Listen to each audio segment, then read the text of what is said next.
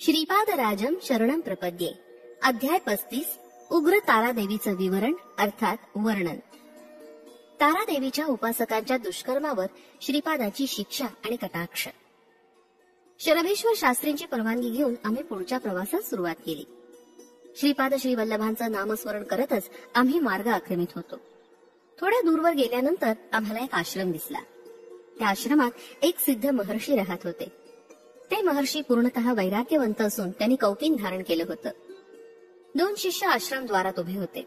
आम्हाला पाहताच त्यांनी आपण शंकर भट्ट आणि धर्मगुप्तच आहात ना असा प्रश्न केला. हो, आम्हीच आहोत असं आम्ही सांगितलं. त्यांनी आम्हाला आत नेलं. तिथं तारादेवीची मूर्ती होती. ते सिद्ध महर्षी तारादेवीचे उपासक होते हे समजलं. मध्यान्ह समय झाला होता. पूजा झाल्यानंतर भजनास प्रारंभ झाला आणि भजन संपल्यानंतर आम्हाला भोजन देण्यात आलं. सिद्ध म्हणाले, तुम्ही येणार असल्याची पूर्व सूचना आम्हाला श्रीपादांनी अगोदरच दिली होती. श्री प्रभूंच्या आदेशानंच आपलं आदरातिथ्य करण्यात आलं. मी तारादेवीचा उपासक आहे.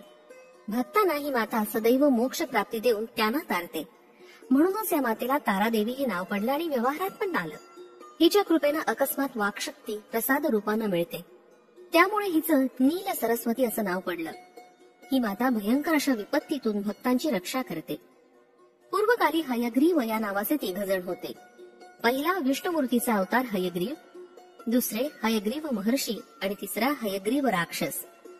तारादेवीनं हयग्रीव राक्षसाचा वध केल्यामुळं ती नील विग्रह रूपिणी या नावानं प्रसिद्ध झाली.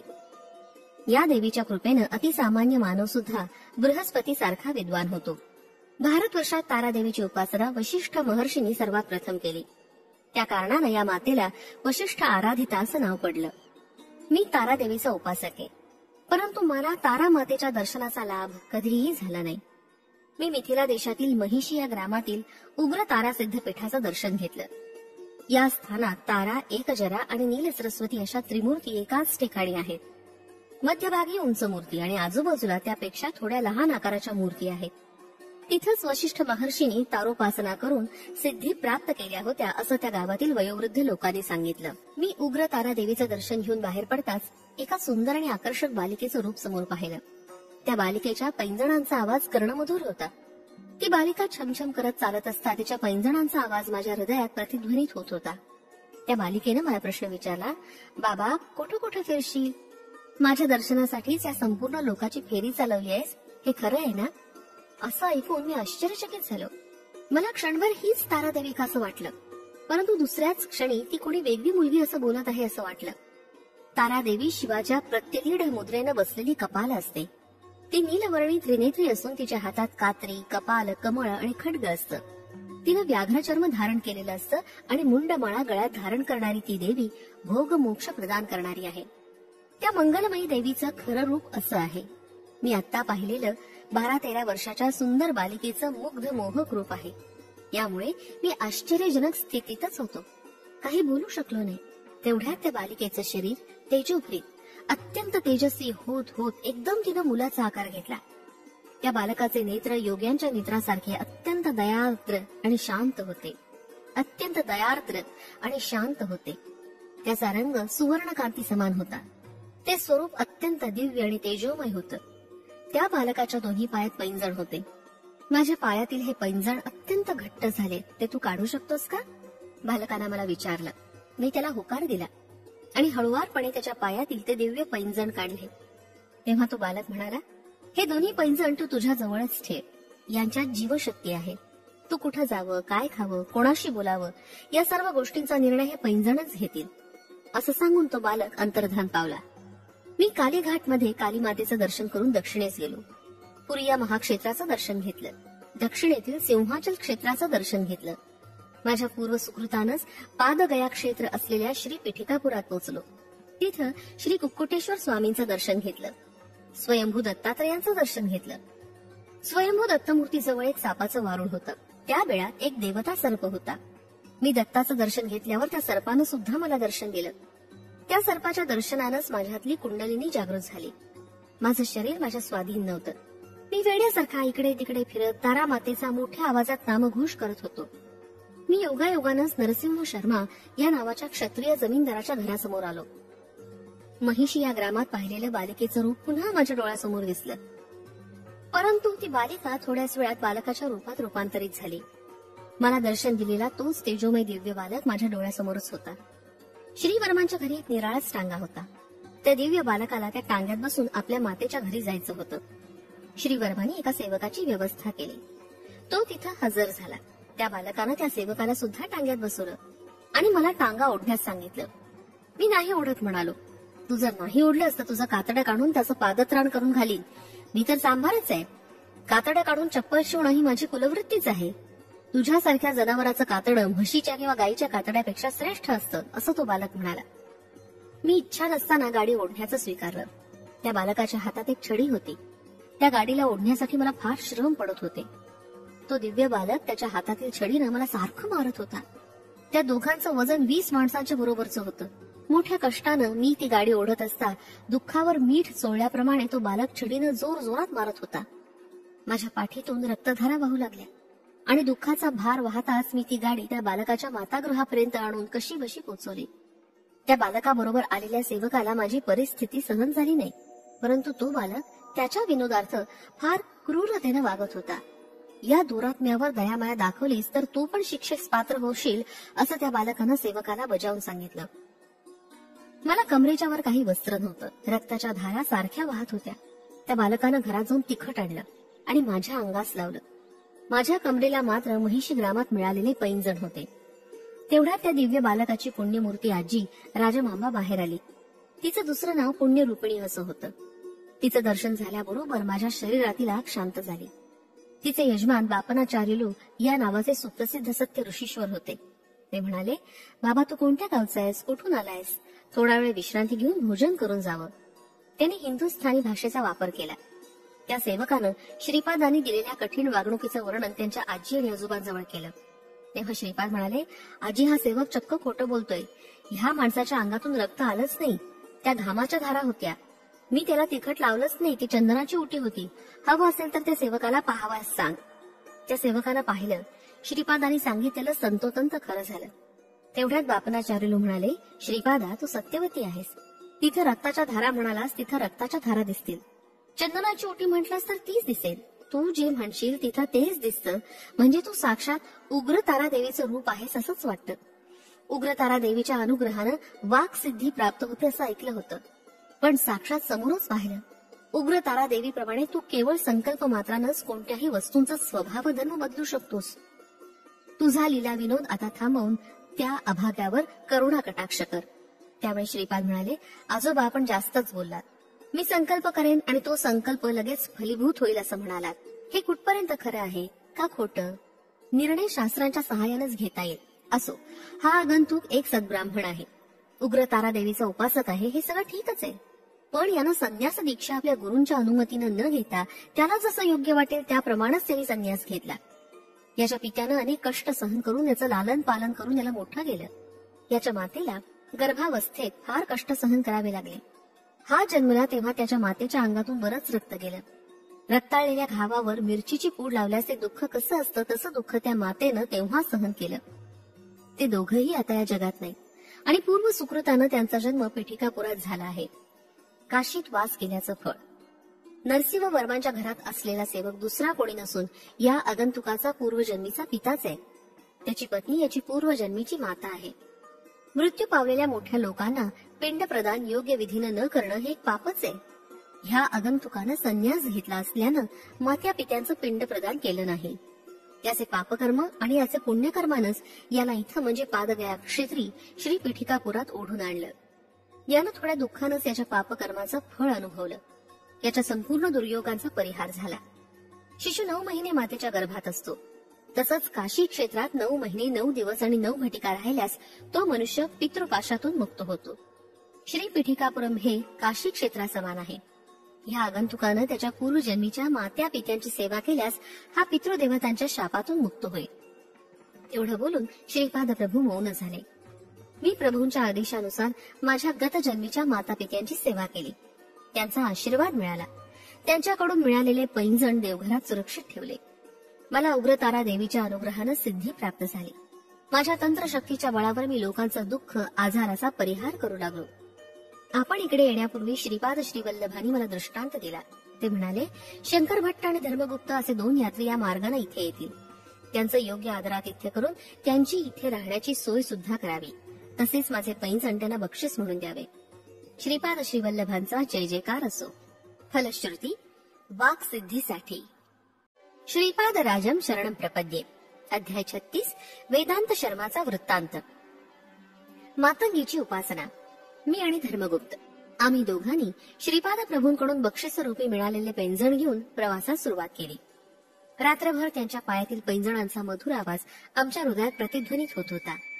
हृदयातील अनाहत चक्रात ओंकार अति प्रयत्नानच ऐकू येतो असं आम्ही ऐकलं होतं. गतरात्री मात्र ते प्रत्यक्षात अनुभवास आलं. त्या पैंजणांचा मधुर आवाज अगदी राग तालयुक्त संगीतासारखा होता. अनाहत चक्रापासून शक्ती इतर चक्रांकडे प्रसारित होत असते. त्या शक्तीचा प्रसार होत असताना शरीरातील सर्व नाड्यातून नूतन शक्तीचा प्रादुर्भाव होत असतो. आम्ही चाललो तितका वेळ पैंजणांचा आवाज येत असे. आम्ही थांबलो की थांबत असे. त्या भागातील शेतात आम्हाला एक आश्रम असल्याचं दिसलं. त्याच्या बाजूला छोटंसं खेडेगाव असल्यासारखं वाटलं. गावाच्या सीमेजवळ दलित लोकांची वस्ती होती. त्या वस्तीजवळच हा आश्रम होता. आम्ही आश्रमाच्या जवळ पोचताच पैंजणांचा आवाज थांबला. कोणता तरी दिव्य असा अनुभव येणार आणि ही सुद्धा प्रभूंची एक दिव्य लीला मात्र असणार असं आम्हाला वाटलं.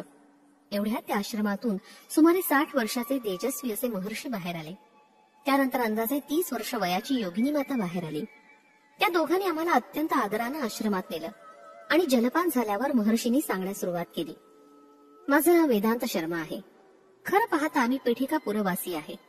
आता मी बंगारय्या या नावानं ओळखला जातोय. हिचं नाव बंगारम्मा आहे. मी जन्मतः ब्राह्मण आहे आणि ही स्त्री जन्मतः नीच कुलीन आहे. आमच्या घरी मातंगी मातेचं पीठ आहे.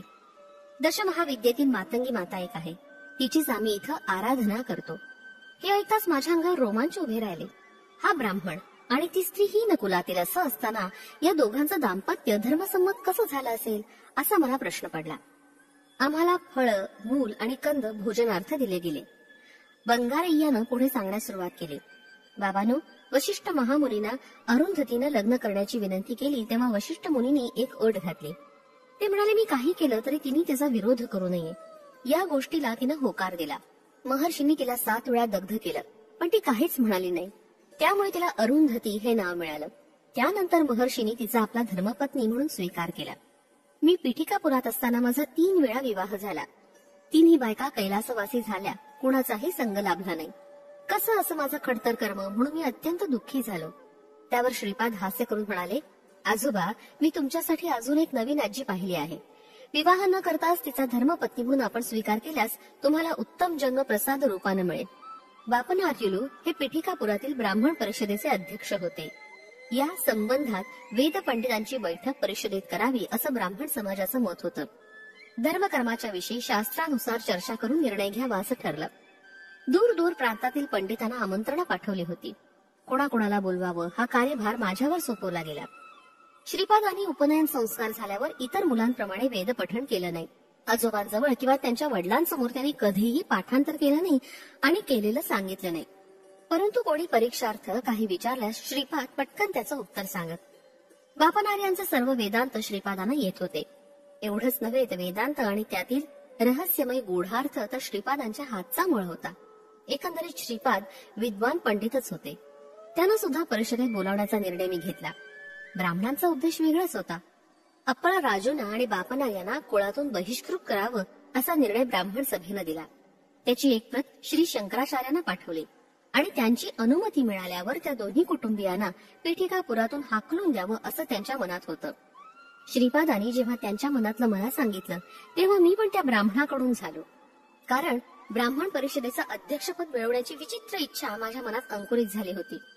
कुल मतभेदाची पर्वा न करता श्रीपाद स्वतंत्रपणे सगळ्यांच्याच घरी जात असत आणि सगळ्यांची समान वर्तन करत. पिठिकापुरात बंगारय्या आणि बंगारम्मा हे दाम्पत्य राहत होतं. त्यांना श्रीपादांना भेटायची, त्यांच्याशी बोलाव्याची उत्कट इच्छा होती. श्रीपादांनी मला कातड्याच्या पादुका हव्या आहेत अशी इच्छा प्रकट केली. तेव्हा त्यांचं वय 14 वर्षाचं होतं. ब्राह्मणांनी लाकडी पादुका वापराव्यात, कातड्याच्या वापरू नयेत असं घरातील मोठ्यांनी सांगितलं. हा विषय उडत उडत त्या चांभार दाम्पत्याच्या घरी पोचला. श्रीपादांना कातड्याच्या पादुका समर्पित करून जीवनाचं सार्थक करावं असा निश्चय त्या दाम्पत्यानं केला. तितक्यात त्यांच्या घरात श्रीपाद श्रीवल्लभ प्रकट झाले. त्यांच्या दिव्य श्री चरणांचं मोजमाप घेण्यात आलं. बंगारम्मा म्हणाली, महाप्रभू, माझंच कातडं काढून त्याची चप्पल शिवून द्यावी असं माझ्या मनात आहे. त्यावर श्रीपाद श्रीवल्लभांनी मंद हास्य केलं आणि ते अंतर्धान पावले. आमच्या घरी एक चांगली गाय होती. तिला असाध्य रोग जडला आणि त्यातच ती मरण पावली. त्या मरण पावलेल्या गायीचं कातडं काढून त्यास शुद्ध करून त्याच्या श्रीपाद प्रभूंना देण्यास चर्म पादुका तयार केल्या गेल्या. ठरल्याप्रमाणे वेद पंडितांची बैठक भरली. चर्चा सुरू झाली. चर्चेचा मुख्य विषय आदिशंकरांचा काशीमध्ये झालेला मंडन मिश्रांबरोबरचा वादविवाद हा होता. वादविवादात स्वतः उभय भारती देवीला सुद्धा जिंकलं तर परीक्षा पूर्ण होईल असं भारती देवी म्हणाली. कामशास्त्र या विषयावर उभय भारतीनं प्रश्न विचारला. त्या शास्त्रात आदिशंकराचं ज्ञान शून्यच होतं. त्यासाठी 6 महिन्यांचा अवधी त्यांनी मागितला. आपण धर्माविरुद्ध न जाता कामशास्त्राचं ज्ञान मिळवावं असा विचार शंकराचार्यांनी केला. त्याच वेळी राज्यातील महाराजांचा देहांत झाला होता. आदिशंकरांनी परकाया प्रवेश विद्येचा वापर केला आणि त्या राजाच्या शरीरात त्यांनी सूक्ष्म शरीराने प्रवेश केला. त्यांची भौतिक काया सांभाळून ठेवावी. काही अति महत्वाचं सांगायचं असेल तर राजप्रसादाजवळ येऊन सांकेतिक भाषेनं मला सांगावं असा श्री शंकराचार्यांनी आपल्या शिष्यास आदेश दिला. महाराणीला आपल्या महाराजात काहीतरी बदल नवीनपण जाणवला. एखाद्या महापुरुषाच्या आत्म्याचा प्रवेश तिच्या पतीच्या शरीरात झाला आहे हे तिने ओळखलं. मरण पावलेल्या तिच्या पतीच्या शरीरात प्राणमय जगतातील चैतन्यास आकर्षित करून राजा राणींच्या दाम्पत्य सुखाचा अनुभव तो दिव्यात्मा केवळ साक्षभावानेच बघून ज्ञान मिळवत आहे असं सुद्धा त्या राणीला समजलं. जोपर्यंत त्या दिव्यात्म्याचं वास्तव्य माझ्या पतीच्या शरीरात आहे तोपर्यंत त्याचे प्राण त्याच्या शरीरात राहतील हे तिने ओळखलं. तिने आदेश दिला की नगरात दहन न केलेलं मृत शरीर असल्यास त्या शरीराचं दहन करावं. शंकराचार्यांचं शरीर दहन करण्यास नेण्यात आलं. तेव्हा शिष्यगणांनी त्वरित राजवेशात असलेल्या शंकरांना सांकेतिक भाषेत हा विषय सूचित करण्याचा प्रयत्न केला, परंतु उशीर झाला होता. अग्नीत जळालेले हात पाय श्री लक्ष्मी नरसिंहाच्या कृपा कटाक्षानं आदिशंकरांनी परत मिळवले. ब्राह्मण परिषदेत श्रीपादांचा अद्भुत संवाद. श्रीपादांनी परिषदेला प्रश्न केला, आत्मा हा एका शरीरातून एका वेळेस ते शरीर सोडल्यानंतरच दुसऱ्या शरीरात प्रवेश करू शकतो असं तुम्ही सांगता. पण मी तुम्हाला एक प्रश्न विचारतो, आत्मा एकाच वेळी 3-4 शरीरातून 3-4 जन्मांचं कर्मफळासहित अनुभव घेऊ शकतो का? हा फार जटिल विषय आहे. आजपर्यंत अशा रीतीचे झाल्याचे पुरावे नाहीत असं उत्तर परिषदेनं दिलं. श्रीपाद प्रभू परिषदेस उद्देशून म्हणाले, पूर्वी असं झालं आहे परंतु तुम्हाला ते माहीत नाही. शापामुळेच देवेंद्राला 5 पांडवांचा जन्म घ्यावा लागला आणि शची देवीला द्रौपदीच्या रूपानं जन्म घ्यावा लागला. तिला पांडवांची पत्नी व्हावं लागलं. शची पुरंदरांनी भूमीवर जन्म घेतला तरी त्यांचं मूलतत्व स्वर्गात नक्कीच होतं. द्रौपदीचं शय्यासुख केवळ अर्जुनालाच मिळालं. मंत्रांग विषयावर ती धर्मराजाबरोबर चर्चा करत असे. भीमास मातेसारखे रुचकर भोजन करून देत असे. नकुलास ती लक्ष्मी स्वरूपेणे दिसे. सहदेवास भूत भविष्य वर्तमान काळाचं ज्ञान होतं. त्यामुळे पुढे घडणाऱ्या घटना लवकर लवकर घडून क्षेत्र संग्राम लवकर संपावा अशी इच्छा तो दर्शवित असे. त्यामुळे भूमातेपेक्षाही जास्त सहनशील वृत्तीनं ती त्यांच्या बरोबर वागत असे. देवता धर्म, मनुष्य धर्म आणि जंतू धर्म हे वेगवेगळे असतात. त्या सर्वांना एकत्रित मिसळू नये. त्यावर मी म्हणालो, पुराण काळात अशा अनेक आश्चर्याच्या गोष्टी घडल्या असतील, परंतु प्रस्तुत काळात तसं काही घडत नाही. श्रीपादांची तीक्ष्ण दृष्टी माझ्यावर पडली. ते म्हणाले, तुझा 3 स्त्रियांबरोबर विवाह झाला. त्या 3ही स्त्रिया मरण पावल्या. तिघींना 3 वेगवेगळे आत्मे होते का? नसेल तर एकच आत्मा होता का? पुरुषांनी 3 स्त्रियांशी विवाह करणं धर्मसंमत आहे, पण एका स्त्रीनं 3 पुरुषांशी विवाह करणं धर्मसंमत आहे का? खरं पाहता आत्मा म्हणजे काय, दाम्पत्य धर्म म्हणजे काय? तेवढ्यात मी म्हणालो, पुरुष कितीही स्त्रियांबरोबर विवाह करू शकतो, पण स्त्रीला मात्र तो हक्क नाही. श्रीपाद प्रभू म्हणाले, ओ हो, तू जगन्यंत्यापेक्षा मोठा आहेस का? मंदोदरी पातिव्रत्याच्या गुणासाठी प्रसिद्ध होती. ती वालीची पत्नी असताना तिचे शरीराणू वेगळे होते. रावणाची पत्नी असताना तिचे शरीराणू वेगळे होते. विभीषणाची पत्नी असतानाचे शरीराणू वेगळे होते. आत्मा निर्विकार असल्यानं कोणत्याही गुणाशी त्याचा संगम नसतो. म्हणूनच आत्मा नित्य निर्विकार, सत्ययुक्त, शुद्ध आणि अत्यंत पवित्र आहे. तमोगुणी रावणाबरोबर त्याला अनुसरूनच मंदोदरीनं व्यवहार केला. विभीषणाबरोबर असताना तिने सत्वगुण प्रधान होऊन जबाबदारी पार पाडली. मी निरुत्तर झालो, पण थोडा वेळ विचार करून म्हणालो, तुम्ही सांगितलेल्या गोष्टींचा स्वीकार केला तर बहुपतित्व स्वीकारावंच लागेल. यावर श्रीपाद म्हणाले, हे कलियुग आहे. इथं कितीतरी निरनिराळ्या अवांतर जातींचा आविर्भाव होत असतो. पशुपक्षी, वृक्ष, कृमी, कीटक मानव जन्मास येत आहेत. त्यांच्या त्यांच्या स्वभावानुसार निरनिराळी नाती जुळत आहेत. धर्माविरुद्ध नातं जुळलं असता अवांतर कुल निर्माण होतं. कलियुगांतात अशा कुलांचा नाश होणारच. हे अवांतर कुल असुरी शक्तीमुळे निर्माण होतं. त्यासाठी असुर ध्वंस करावा लागतो. एकदा असुराचा ध्वंस झाला असता त्याला परत जन्म मिळत नाही, परंतु एका असुराच्या जागी 10 असुरांचा जन्म त्या स्थानात होऊ लागला आहे. धर्मबद्ध संबंधच कायमचे टिकून राहतात. यासाठी सगळ्यांनी विधीनं कुलगोत्र वर्णाश्रम धर्माचं पालन करावं. दिव्यात्मांचा आविर्भाव तुरळकपणे होत असतो. त्यांचा आत्मा एकच असतो. त्या आत्म्याचा पुरुष रूपात आविर्भाव झाल्यास स्त्री रूपात त्याच आत्म्याच्या शक्तीचा आविर्भाव होतो. त्यांनाच दिव्य दंपत असं म्हणतात. असे दिव्यात्मे सृष्टीच्या आधीपासून ते अंतापर्यंत असतात. पराशक्ती आणि परब्रह्म हेच अद्वितीय स्वरूपात सायुज्य स्थितीत असतात. श्रीपाद प्रभू पुढे म्हणाले, आता बघ, वेदांत शर्मा नावाचा तूच ब्राह्मण होतास. बंगारय्या नावानं चांभार कुलात जन्मला आहेस. हे सारं एका काळीच घडलं. तुझी स्त्री शक्ती तुझ्या 3 पत्नी रूपानं चांभाराची स्त्री बंगारम्मा नावानं जन्मली. नुकतीच तुमच्या घरी मरण पावलेली गाय एकेकाळी तुझी पत्नीच होती. तुझ्या दिवंगत पत्नीचं चैतन्य आणि गोमातेचं चैतन्य प्रस्तुत बंगारम्मा या नावाच्या महान वनितेच्या चैतन्यात मिळून गेलंय. चैतन्य हे जिथून येतं तिथंच मूल चैतन्यात जाऊन मिळून जाणं हे निश्चितच. सृष्टीचं रहस्य अति गहन आहे. हे समजल्यास सप्त ऋषींची शक्ती सुद्धा अपुरी पडते. बंगारम्माचं शरीर बंगारय्यासाठीच नेमलेलं आहे. त्यामुळे हे काही धर्मविरुद्ध नाही. तू तिच्याबरोबर संसार कर. तिच्याकडून तुला शरीर सौख्य मिळणार नाही. मी हा निर्णय धर्मस्थानात बसून केलेला आहे. प्रकृतीमध्ये आल्यास प्रकृतीचा धर्म मर्यादा यांचं पालन विधिवत करावंच लागतं. आपल्या अंगावरचं कातडं काढून मला त्याची चप्पल शिवून देते असं बंगारम्मा म्हणाली. मी त्याला होकार दिला. ती बंगारम्मा जीवित असताना तिला नकळत तिनं गायीचा जन्म घेतला. तिला माहित नसतानाच ती तुझ्या 3 बायकांच्या रूपात जन्मली. तेव्हा चैतन्य 3-4 शरीरात विभाजित झालं. तेव्हा त्या प्रत्येक शरीरातील चैतन्याला मीच आहे असा भाव होतो. त्यातील एकत्व लक्षात येत नाही. कलौ पंच सहस्राणी जायते वर्णसंकरहा असं सांगितलं गेलंय. याचा अर्थ असा की कुलसांकर्य सांगितलेलं नाही, वर्णसांकर्यच सांगितलं गेलं आहे. कुलसांकर्य झाल्यास नीच जन्मास जावं लागतं. वर्णसांकर्य झालं असता नूतन शक्तियुक्त अशा नवीन जाती उद्भवतात. त्याच्या परिणामतः नवीन मानव जातीस दैवत्व लाभतं. या भूमीवर दैवत्व लाभलेल्या जाती उत्पन्न करायच्या आहेत. या ब्राह्मण परिषदेचा खरा उद्देश मला माहिती आहे. माझ्या आजोबांना आणि वडिलांना कुलातून बहिष्कृत करायचं त्यांच्या मनात ठासून भरलाय. म्हणूनच मी वेदांत शर्माला कुल बहिष्कृत करत आहे. आजपासून तुझं नाव बंगारय्या असं व्यवहारात येईल. सगळीच परिषद बुचकळ्यात पडली.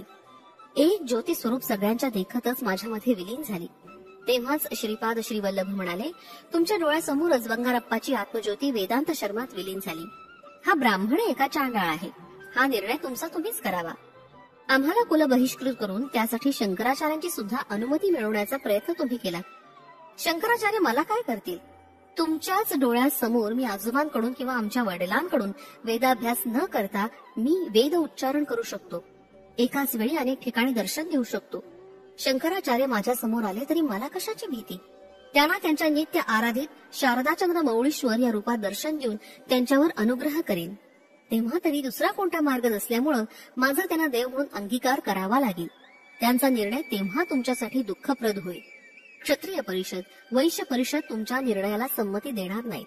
पौरोहित्य, कर्मकांड, दान, शिक्षा, दक्षिणा जर त्यांनी देण्याचं थांबवलं तर लेकरा बाळांसह तुमची दीन अवस्थाच होईल. माझ्याबरोबर जर भांडण केलं तर सर्वनाशाचं मूळ कारण व्हाल. मी चतुराश्रमाचं धर्मपालन करावं असं सांगत आहे. 18 वर्णाच्या लोकांनी सुख संतोषानं नांदावं असं सांगत आहे. तुम्ही आपापल्या धर्माच्या नियमांचं अचूक पालन करून धर्म संस्थापन करण्यात हातभार लावावा. तसं न केल्यास अनेक आपत्ती कोसळतील. मी तर शांतच राहणार, पण तुमचीच परिस्थिती कष्टप्रद होईल. प्रकृतीचे परिणाम देण्याचे 2 प्रकार असतात. पहिला एकदम सुधार करणं आणि दुसरा म्हणजे सावकाश सुधार करवणं. दुसऱ्या पद्धतीप्रमाणे वेळेचा अवधी पण दिला जाईल. तुम्ही जर आपल्यात सुधारणा केली नाही तर विनाशास आमंत्रित केल्यासारखंच होईल. मी विनाश करूनही धर्मस्थापन करीन. एवढं बोलून श्रीपाद प्रभूंनी मौन धारण केलं. बंगारप्पा पुढे म्हणाले, मला कुठंच आधार नव्हता. त्या स्थितीत मी बंगारम्माला घेऊन गावोगाव फिरत इथं पोचलो. आमच्या ह्या आश्रमात मातंगी देवीची प्रतिष्ठा करून जीवन कंठित आहे. श्रीपाद श्रीवल्लभ या मार्गाने जाताना आमच्या या आश्रमात आले. आम्हाला त्यांनी आशीर्वाद दिला आणि ते म्हणाले, तुझ्या शरीरपातानंतर तू परत ऋणानुबंधानं ब्राह्मण कुलात जन्म घेशील आणि बंगारम्मा शूद्र जातीत जन्मेल. तेव्हा तुम्ही दोघं पती पत्नी व्हाल. तुम्हाला संतान पण होईल. त्या संतानास कुरुगड्डीत माझी सेवा करण्याची संधी लाभेल. सुखी भव. बाबा, हाच आमचा वृत्तांत आहे. आपण या प्रांतात याल. तुमच्याजवळ त्यांचे पैंजण आहेत. ते पैंजण घेऊन तुम्हाला चर्मपादुका द्याव्यात असा मला त्यांचा आदेश आहे. आम्ही मातंग मुनींची कन्या मातंगी देवीचे आराधक आहोत. या आईची आराधना केल्यास दाम्पत्य सौख्य चांगलं लागतं. हिला राजमातंगी, कर्णमातंगी वगैरे नावानं संबोधतात. एकदा श्रीपाद श्रीवल्लभांनी भौतिक स्वरूपात या आश्रमात दर्शन दिलं. त्यावेळी बंगारम्मा दूध गरम करत होती. ज्या गोमातेच्या कातड्यांनी ह्या पादुका बनल्या ती गोमाता सुद्धा मान हलवत समोरून गेल्यानं तिला दर्शन झालं. श्रीपादांनी आमच्याकडून दूध स्वीकारलं. आम्ही पूजलेली मातंग देवीची मूर्ती तिच्या नावानं स्थापिलेल्या संस्थानातील औदुंबर वृक्षाच्या खाली अनेक गजांपर्यंत खोलवर जाईल आणि तिथं अनेक सिद्ध पुरुषांकडून तिची सेवा होईल. ते बंगारम्माला बोलवून म्हणाले, बाई, तुझा पती खूप अनुकूल आहे. पुढच्या जन्मी याच्याकडून तुला सर्व सुख लाभेल. तुझ्यासाठी सोन्याची बिंदी तयार करून ठेवली आहे. तसंच अत्यंत शुभप्रद असं मंगळसूत्र पण तयार केलेलं आहे. हे दोन्ही हिरण्यलोकात व्यवस्थितपणे ठेवलं आहे. उत्तर जन्मात मी स्वतःच तुमच्यावर कृपा करून स्वहस्तानं तुमचा विवाह करवेन. एवढं बोलून श्रीपाद प्रभू अंतर्धान पावले. बाबांनो, तुम्ही आमची गाथा ऐकली. नेहमी सिद्ध मंगल स्तोत्राचं पठण करत राहावं. तुम्हाला महापुरुषांचा अनुग्रह नक्की प्राप्त होईल. सिद्ध, महासिद्ध, महायोगी हे श्रीपादांचे करचरणावयवासारखेच होय. त्यांच्याकडूनच श्रीपाद प्रभू आपल्या संकल्पांची पूर्ती करतात. एकदा त्यांनी राजमाता मातंगी देवीच्या रूपात दर्शन देऊन आम्हास अनुग्रहित केलं. समस्त सृष्टी तसंच सृष्टीचं रहस्य हे सगळं त्यांच्याच हातात असतं. तुम्ही सदा सर्वदा त्यांचं स्मरण करा, ध्यान करा, अर्चना करा. सर्व सिद्ध तेच आहेत. मातेप्रमाणे ते तुमची रक्षा करतील. कोट्यावधी आईच्या प्रेमापेक्षा श्रीपादांचं आपल्या भक्तांवरील प्रेम कितीतरी उच्च कोटीचं असतं. श्रीपाद श्रीवल्लभांचा जय जयकार असो. फलश्रुती अनुकूल दाम्पत्य जीवनासाठी. श्रीपाद राजम शरणम प्रपद्ये. अध्याय 37. छिन्नमस्ता देवीचं वर्णन. बंगारय्या आणि बंगारम्मा यांचा निरोप घेऊन त्यांनी दिलेल्या चर्मपादुका घेऊन आम्ही प्रवासास प्रारंभ केला. आम्ही एका अरण्यातून चाललो होतो. जाता जाता एका वटवृक्षाखाली विश्रांतीसाठी थांबलो. तेवढ्यात काही योगिनी गणांचा घोळका तिथे आला. त्यांनी आम्हाला पाहून म्हटलं, आता सायं संध्येची वेळ आहे. यावेळी आपण या प्रांतात येऊच नाही. इथं आम्ही छिन्नमस्ता देवीची पूजा करणार आहोत. ही फार रहस्यमय देवता आहे. तिथं पुरुषांना प्रवेश नाही. एवढंच नव्हे तर ही दैवभूमी आहे. इथं आलेला कोणीही जिवंत बाहेर पडत नाही. हे ऐकून आमच्या पायाखालची जमीन सरकत असल्याचा भास झाला. त्याच वेळी एका तेजोमयी योगिनी मातेचं तिथं आगमन झालं. तिचे नेत्र अग्नीसारखे लाल होते. तिच्या बरोबर आलेल्या योगिनीने एका टोपलीत छिन्नमस्ता देवीला ठेवून बरोबर आणलं होतं. तेव्हा ती योगिनी माता म्हणाली, यांना नेसायला साडी आणि चोळी द्या. तिच्या म्हणण्याप्रमाणे आम्हाला वस्त्र दिले आणि आमच्या वस्त्रांना तिथं प्रज्वलित केलेल्या अग्निकुंडात घातलं गेलं. आम्ही साडी चोळी नेसल्यावर आमच्या शरीरात आम्हाला बदल वाटला. आमचं पुरुषत्व नष्ट होऊ लागलं. उरोज पुष्ट झाले. सारं पुरुषत्व नष्ट होऊन स्त्री रूप प्राप्त झालं. आमचं नाव नवीन प्रकारानं ठेवण्यात आलं. माझं नाव शंकरम्मा आणि धर्मगुप्ताचं नाव धर्मम्मा असं ठेवण्यात आलं. आम्हाला भोजनार्थ मांस पदार्थ दिले गेले. पिण्यास मदिरा दिली गेली. दिवसा माणसाप्रमाणे आणि रात्रीच्या वेळी मोठ्या वाघाप्रमाणे संचार करणाऱ्या वाघाबद्दल आम्ही बरंच ऐकलं होतं. परंतु याप्रमाणे देवता पूजा असते किंवा योगीजन केवळ संकल्पानं पुरुषाला स्त्री रूपात बदलू शकतात असं आम्हाला स्वप्नात सुद्धा वाटलं नव्हतं. आम्हाला भयग्रस्त करून नृत्य करवण्यात आलं. तेवढ्यात योगिनी माता म्हणाली, कबंध मुनी हे परिवर्तनशील जगताचे अधिपती आहेत. परिवर्तन शक्तीलाच छिन्नमस्ता देवी असं म्हणतात. या जगात वृद्धी आणि क्षय सर्वदा चालूच असतो. क्षीणत्व कमी झालेल्या वेळी विकासाचा स्तर आपोआप वाढतो. त्यावेळी भुवनेश्वरी देवीचं प्रागट्य होतं. या उलट क्षीणत्व अधिक होऊन विकासवृद्धी कमी झाल्यास छिन्नमस्ता देवीचं प्राधान्य असतं. या महामातेचं स्वरूप अत्यंत रहस्यमय आहे. एकेवेळी पार्वती देवी आपल्या सखी बरोबर मंदाकिनी नदीवर स्नानासाठी गेली होती. स्नान झाल्यावर दोन्ही सखींना खूप भूक लागली. त्यामुळे त्या कृष्णवर्णा झाल्या. तेव्हा पार्वती देवीनं थोडं थांबण्यास सांगण्यात आलं. थोडा वेळ झाल्यावर सखीनं पुन्हा एकदा जेवणाची मागणी केली. यावेळी सुद्धा तिला थोडं थांबण्यास सांगण्यात आलं. असं अनेक वेळा झालं. तेव्हा मात्र पार्वती देवीनं आपल्या खड्गानं मस्तक तोडून टाकलं. त्यावेळी कंठातून रक्ताच्या 3 धारा वाहू लागल्या. 2 धारा तिनं दोघी सखींना पिण्यास दिल्या आणि एका धारेचं स्वतः प्राशन केलं. मस्तक छेदन केल्यामुळे तिला छिन्नमस्ता म्हणतात. अर्धरात्री केलेली छिन्नमस्ता देवीची उपासना फार चांगलं फळ देते. शत्रूवर विजय मिळवण्यासाठी, शत्रूच्या समूहाला थांबवून ठेवण्यासाठी, राज्यप्राप्तीसाठी, दुर्लभ अशा मोक्ष प्राप्तीसाठी तिची उपासना अत्यंत फलदायी ठरते. चारी दिशा या महामायेची वस्त्र आहेत. तिच्या नाभिस्थानात योनिचक्र असतं. कृष्ण म्हणजे तामस गुण आणि रक्तवर्ण म्हणजे राजस गुण. या दोन्ही गुणांनी युक्त अशा सखी तिच्या बरोबर सतत असतात. तिनं आपलं शिर खंडन केलं तरी सुद्धा ती सजीवच राहिली. याचा योग भाषेत अर्थ असा होतो की ती परिपूर्ण अंतर्मुखत्वाचं प्रतीक आहे. अग्निस्थान असलेल्या मणिपूर केंद्रात छिन्नमस्ता देवीचं ध्यान योगीजन करत असतात. ही हिरण्यकश्यपूची उपास्य देवता आहे. आम्हाला हा एक भयभीत करणारा आणि विचित्र असा अनुभव होता. इतक्यात अर्धरात्रीची वेळ झाली. चित्रविचित्र अशा प्राण्यांचे आवाज येऊ लागले. यात प्रामुख्यानं वाघाच्या डरकाळ्यांनी आमचा थरकाप झाला. वाघाच्या आवाजानं तो शांत असलेला आसमंत एकदम दणाणून जात होता. दोन चांगल्या स्त्रियांचा बळी मिळाला असं योगिनी गणांना वाटलं. त्यांच्या सान्निध्यात असलेल्या आम्हा दोघांचा वध करणं अत्यंत श्रेयस्कर आहे असं त्यांना वाटलं. आमच्या डोक्याला त्यांनी कडुलिंबाची पानं बांधली. कपाळावर मोठा कुंकवाचा टिळा लावला. चांगला धारदार चाकून आमचा शिरच्छेद करण्यात आला. रक्ताच्या धारा वाहू लागल्या. त्या पाहून योगिनी गणांना आनंद झाला. मदोन्मत्त होऊन त्या रक्तपान करू लागल्या. आमची शिरं एका बाजूला आणि धड एका बाजूला टाकण्यात आलं. तरी सुद्धा आम्ही सजीवच असल्याप्रमाणे वाटत होतं. शरीराचा दाह मात्र असहनीय होता. त्या योगिनी गणांच्या क्रूर आणि अत्यंत हीन अशा क्षुद्र विद्येला आम्ही बळी पडलो होतो. तेवढ्यात आम्हाला गाढ झोप लागली. त्या निद्रा अवस्थेत आम्हाला अस्पष्ट अशा आकाशात असलेला प्रकाशाचा एक झोत दिसला. तो प्रकाश आम्हाला जवळ येणाऱ्या काळाप्रमाणे योगिनी गणाच्या वाऱ्यात मिसळून गेल्यासारखा वाटला. आमची शिरं पुन्हा आमच्या धडांना येऊन चिकटली असं वाटलं. आम्ही नेहमीप्रमाणे झोपेतून जागे झालो. आमच्या अंगावर साडी चोळी होती. नंतर आमची स्त्री लक्षणं हळूहळू लोप पावू लागली आणि पुरुष लक्षणं स्पष्ट होऊ लागली. रात्रीच्या अग्नीमध्ये आमची स्त्री वस्त्र दग्ध होऊन आता त्या ठिकाणी नवीन पुरुष वस्त्र आली. स्नानादी करून आम्ही ती नवीन वस्त्र धारण केली. एवढ्यात एक वाटसरू आमच्या मध्ये येऊन मिळाला. तो आम्हाला म्हणाला, मित्रांनो, काल रात्री तुम्ही पाहिली ती एक प्रकारची योग प्रक्रिया आहे. तुमच्या शरीरातील स्त्री तत्व अत्यंत शुद्ध करण्यात आले. प्रत्येक शरीरात स्त्री आणि पुरुष तत्व अशी दोन्ही तत्व असतात. या दोन्ही तत्वांची शुद्धी झाल्याशिवाय योग शक्ती विश्व चैतन्यातून प्रवाहित होत नाही. तुमच्यातील विश्व चैतन्यातून आवश्यक तेवढी शक्ती प्रवाहित होत आहे. आत्म्याला स्त्री पुरुष असा भेद नसतो. तो या दोन्ही तत्वांच्या आधाराच्या अतीत आहे. तुम्ही श्रीपाद श्रीवल्लभांच्या दयेनं योगिनी गणांच्या असाधारण योग प्रक्रियेनं अनुपमेय अशी करुणा प्राप्त करून घ्याल. कितीही प्रयत्न केले तरी प्राप्त न होणारी अशी सुषुम्ना मार्गाची तुम्हाला ओळख झाली. त्यापेक्षा महान भाग्य ते कोणतं? एवढं महाभाग्य प्राप्त होण्याचं कारण म्हणजे तुमच्या जवळ असलेल्या श्रीपाद प्रभूंच्या चर्मपादुकाच होय. चर्मदेहातील चैतन्यानं निघून तुम्ही चैतन्य प्रवाहरूप असलेल्या दिव्य तत्वाच्या अनुसंधानात आहात. श्रीपाद प्रभूंच्या दिव्य लीला ते स्वतःच जाणतात. त्या इतर सर्वांसाठी अतिअगम्य, अद्भुत आणि चमत्कारपूर्ण असतात. श्रीपाद श्रीवल्लभांचा जय जयकार असो. फलश्रुती, जीवनात स्थैर्य. श्रीपाद राजम शरणम प्रपद्ये. अध्याय 38. बगळामुखी देवीच्या आराधनेचं विवरण. आम्ही पिठिकापुरमला जात असताना एक बैरागी भेटला. तो एका पिंपळाच्या झाडाखाली बसला होता. त्याचे डोळे तेजस्वी दिसत होते. आम्हाला पाहताच त्या बैराग्याने विचारलं, तुमची नावं शंकर भट्ट आणि धर्मगुप्त अशी आहेत ना? आम्ही होकारार्थी मान हलवली. तो पुढे म्हणाला, या पिंपळाच्या झाडाखाली थोडा वेळ विश्रांती घ्या. तुमच्याकडे श्रीपाद प्रभूंसाठी चर्मपादुका आहेत ना?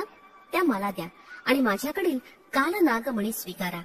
आम्ही त्याच्या विनंतीस मान्यता दिली आणि चर्मपादुका देऊन तो दिव्य मणी ठेवून घेतला. मी त्या बैराग्यास म्हणालो, अहो महाराज, मी श्रीपाद प्रभूंच्या दिव्य चरित्र लेखनाचा संकल्प केला आहे. त्यांच्या जीवनात घडलेल्या प्रत्येक वर्षीच्या घटना श्रीपाद प्रभूंच्या भक्ताला वर्णन करून सांगतो. या लीलांचं श्रवण करून तो भवसागर सहजपणे तरून जातात. या सर्वांसाठी मी केवळ एक निमित्त मात्र आहे. यावर तो बैरागी म्हणाला, श्रीपाद श्रीवल्लभ हे आदी भैरव आणि आदी भैरवी यांचं संयुक्त स्वरूप आहे. कालावर शासन करणारे कालभैरव सुद्धा तेच आहे. ते काल स्वरूप असून कालपुरुष हा त्यांच्यापेक्षा भिन्न नाही. महाकाल स्वरूप सुद्धा तेच आहे. कोणत्या वेळी कोणती घटना घडेल याचं संपूर्ण ज्ञान त्यांनाच असतं. त्यामुळे अव्यक्त रूपात असलेले श्रीपाद श्रीवल्लभांचे संकल्प स्वरूप कोणत्याही देशकालानं बंदिस्त असणाऱ्या जीवाला समजणं शक्य नसतं. देशकालाबरोबर क्रीडा, जीवांचा विकास, धर्मकर्म यांचा फलित आणि त्यांचा प्रभाव संपूर्णपणे श्रीपाद प्रभूंच्या अधीन असतो. ज्ञान नसताना अहंकारानं स्वतःला महापंडित समजणाऱ्या लोकांचा गर्व ते तत्काळ हरण करून त्यांना अहंकार रहित करतात. तसंच विनयी नम्र परंतु ज्ञानाचा अभाव असणाऱ्या साधकांना ते आपल्या कृपादृष्टीने पंडित करू शकतात. त्यांचा हा योग संपन्न अवतार आहे. ते अवतारी पुरुष असून प्रत्यक्ष श्री दत्तात्रेयांचे अवतार आहेत. हे समजण्यासाठी आपल्या पापराशी जळून दग्ध व्हाव्या लागतात आणि पुण्यराशींचा संचय व्हावा लागतो, असा सर्वसाधारण नियम आहे. त्यांचा कृपा कटाक्ष झाल्यास हा साधारण नियम दूर सारून ते भक्तांचं रक्षण करतात. ते क्षणोक्षणी लीला विहारी आहेत.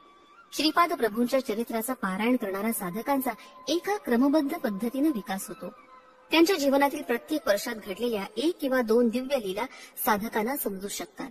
या क्रमाक्रमाने समजाव्या हा सुद्धा त्या दिव्य लीलांचा अंतर्भाग आहे. श्रीपाद प्रभूंनी केवळ एका देशाच्या किंवा एकाच प्रांताच्या लोकांच्या उद्धारासाठी अवतार घेतला नाहीये. अनेक कोटी ब्रह्मांड प्रतिक्षणी निर्माण, स्थिती आणि लय पावत असतात. त्यांच्यातील परिणामक्रम सुद्धा श्रीपाद प्रभूंच्या अधिकारात असतो. त्यांच्या दिव्य नेत्र गोलकात कोट्यावधी ब्रह्मांडांची वृद्धी आणि क्षय होत असतो. हेच त्यांचं निजतत्व स्वरूप आहे. त्यांचं निराकार स्वरूप म्हणजेच परतत्व होय. अव्यक्त स्वरूपात असलेलं त्यांचं रूप कोणीच जाणू शकत नाही. त्यांचं महातत्व साकार रूपात पिठिकापुरात अवतरित होणं हीच त्यांची दिव्य लीला आहे. श्रीपाद प्रभूंच्या लीला अत्यंत अद्भुत आणि अनाकलनीय आहेत. त्या लीलांना अंत नाही. वेद सुद्धा त्यांचं वर्णन करताना मौन झाले. श्रीपाद प्रभूंचा जन्म अनंत आहे. वेदातील ज्ञान परिमित आहे, परंतु श्रीपादांचं ज्ञान, दिव्य शक्ती आणि करुणा अनंत आहे. ते सर्व देशात सर्व काळात स्थित असतात. सत्याचं सत्य, ज्ञानाचं ज्ञान आणि अनंताला सुद्धा न कळणारं असं त्यांचं महाअनंत स्वरूप आहे. बगलामुखी देवीची उपासना. बैरागी म्हणाला, मी वास्तविक पाहता बंगाल देशाचा रहिवासी आहे. मी बगलामुखी देवीची आराधना करतो. ही देवी दशमहाविद्यांपैकी एक आहे. शत्रूचा नाश इच्छिणाऱ्यांनी या बगला देवीची आराधना करावी. सर्व रूपातील परमेश्वराची संहार शक्ती बगला देवीच आहे. या देवीची आराधना केल्यानं वाक सिद्धी प्राप्त होते. मनोवाक्य आणि कर्ममूल या दोघांच्या ऐक्यभावानं धर्मबद्ध जीवन जगणाऱ्या लोकांनी उच्चारलेलं प्रत्येक वाक्य खरंच मानलं जातं. वाक्याला सुद्धा परा, पश्चिंती, मध्यमा असे भेद असतात. सत्ययुगात सर्व जगताचा नाश करणारे एक भयंकर वादळ आलं होतं. पृथ्वीवरील आलेल्या या संकटानं विष्णू भगवान चिंतित झाले होते. त्यांनी तेव्हा तपस्या करण्यास आरंभ केला. त्यावेळी विद्या महादेवी बगलामुखी रूप घेऊन अवतरली. श्रीमंत नारायणांना दर्शन देऊन तिनं ते सृष्टीचा विध्वंस करणारं वादळ थांबवलं. या देवीला काही लोक वैष्णवी देवी असं सुद्धा मानतात. मंगळवारी चतुर्दशीच्या अर्धरात्रीच्या वेळी ही प्रकट झाली. ही स्तंभन शक्ती रूपिणी आहे. तिच्यामुळेच सूर्यमंडळ स्थित आहे, तसंच स्वर्ग सुद्धा स्थित आहे. इहलोक आणि परलोकातील सर्व सुख ही देवी कृपेनं आपल्या भक्तांना प्रदान करते. साधकांच्या जीवनात हलकल्लोळ माजवणाऱ्या दुष्ट शक्ती आणि अंधार शक्तींचं ही देवी निर्मूलन करून प्रगतीचं अभयदान देते. बगलामुखी देवी वडवामुखी, जातवेदमुखी, उल्कामुखी, ज्वालामुखी, बृहद्भानुमुखी अशा नावानं सुद्धा संबोधलं जातं. सर्वप्रथम ब्रह्मदेवानं बगला महाविद्योपासना केली. या देवीनं ब्रह्मदेवास बालरूपात दर्शन दिलं. तिरुपती तिरुमलई या क्षेत्रात त्यांनी तिची अर्चना केली. या देवीच्या मूर्तीची व्यंकटेश्वर पद्मावतीच्या मूर्ती समवेत ब्रह्मोत्सवाच्या मंगलसमयी अर्चना केली जाते. ह्या महाविद्येचा ब्रह्मदेवानी सनकादिक ऋषींना उपदेश केला होता. ब्रह्मानंतर या देवीची उपासना भगवान विष्णूंनी केली होती. भगवान परशुरामानं सुद्धा आपल्या शत्रूंचा नाश करण्यासाठी या देवीची उपासना केली होती. मी तीर्थयात्रा करत असताना पिठिकापुरमला येऊन पोचलो. श्री कुक्कुटेश्वराच्या देवस्थानात अर्चना केली. त्यानंतर अत्यंत मधुर बोलणाऱ्या एका सुंदर बालकाला पाहिलं. तो बालक मला म्हणाला, हे मोहदया, आपण बंगाल देशातून आला आहात हे मला माहितीये. मी बराच काळापासून आतापर्यंत या मंदिरात स्वयंभू दत्तात्रेयांच्या रूपात या स्थानी स्थित आहे. माझी लवकरात लवकर एका अर्चकाकडून नित्य पूजा करण्याची व्यवस्था करा. त्या बालकाच्या सांगण्यानुसार एका उत्तम ब्राह्मणाद्वारे अर्चना करून त्यांचा यथोचित बहुमान करण्यात आला. त्या अर्चकाचं नाव कलवर असं होतं. त्यानं कुक्कुटेश्वर आणि स्वयंभू दत्तात्रेय या दोन्ही देवतांची मनोभावानं कष्टांची तमा न बाळगता आराधना केली होती. त्याला यासाठी भरपूर दक्षिणा आणि स्वयंपाकासाठी दक्षिणा दिली होती.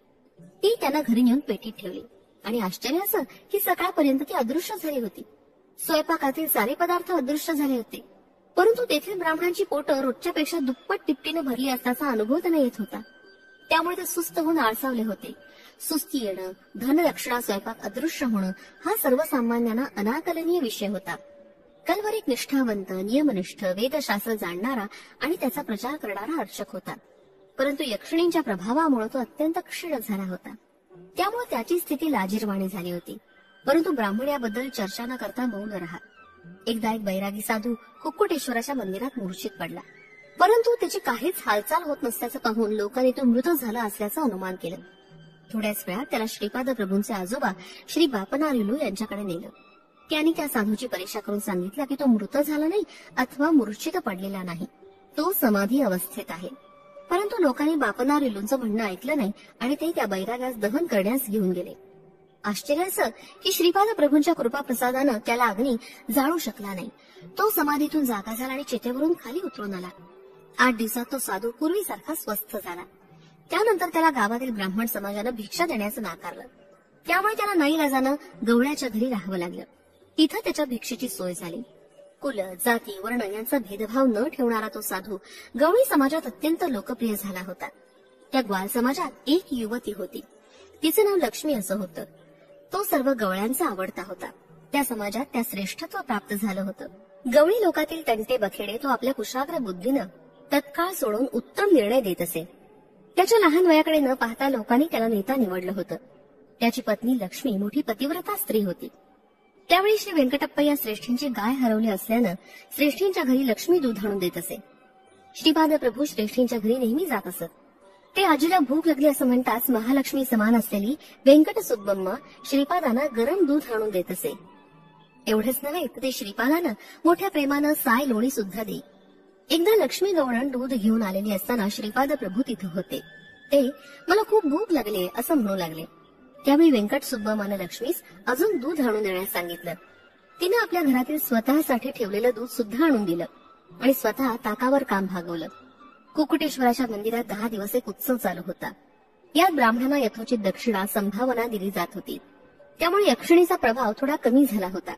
परंतु अजून सुद्धा ब्राह्मण भोजनासाठी केलेली पाकसामुग्री अदृश्य होत होती.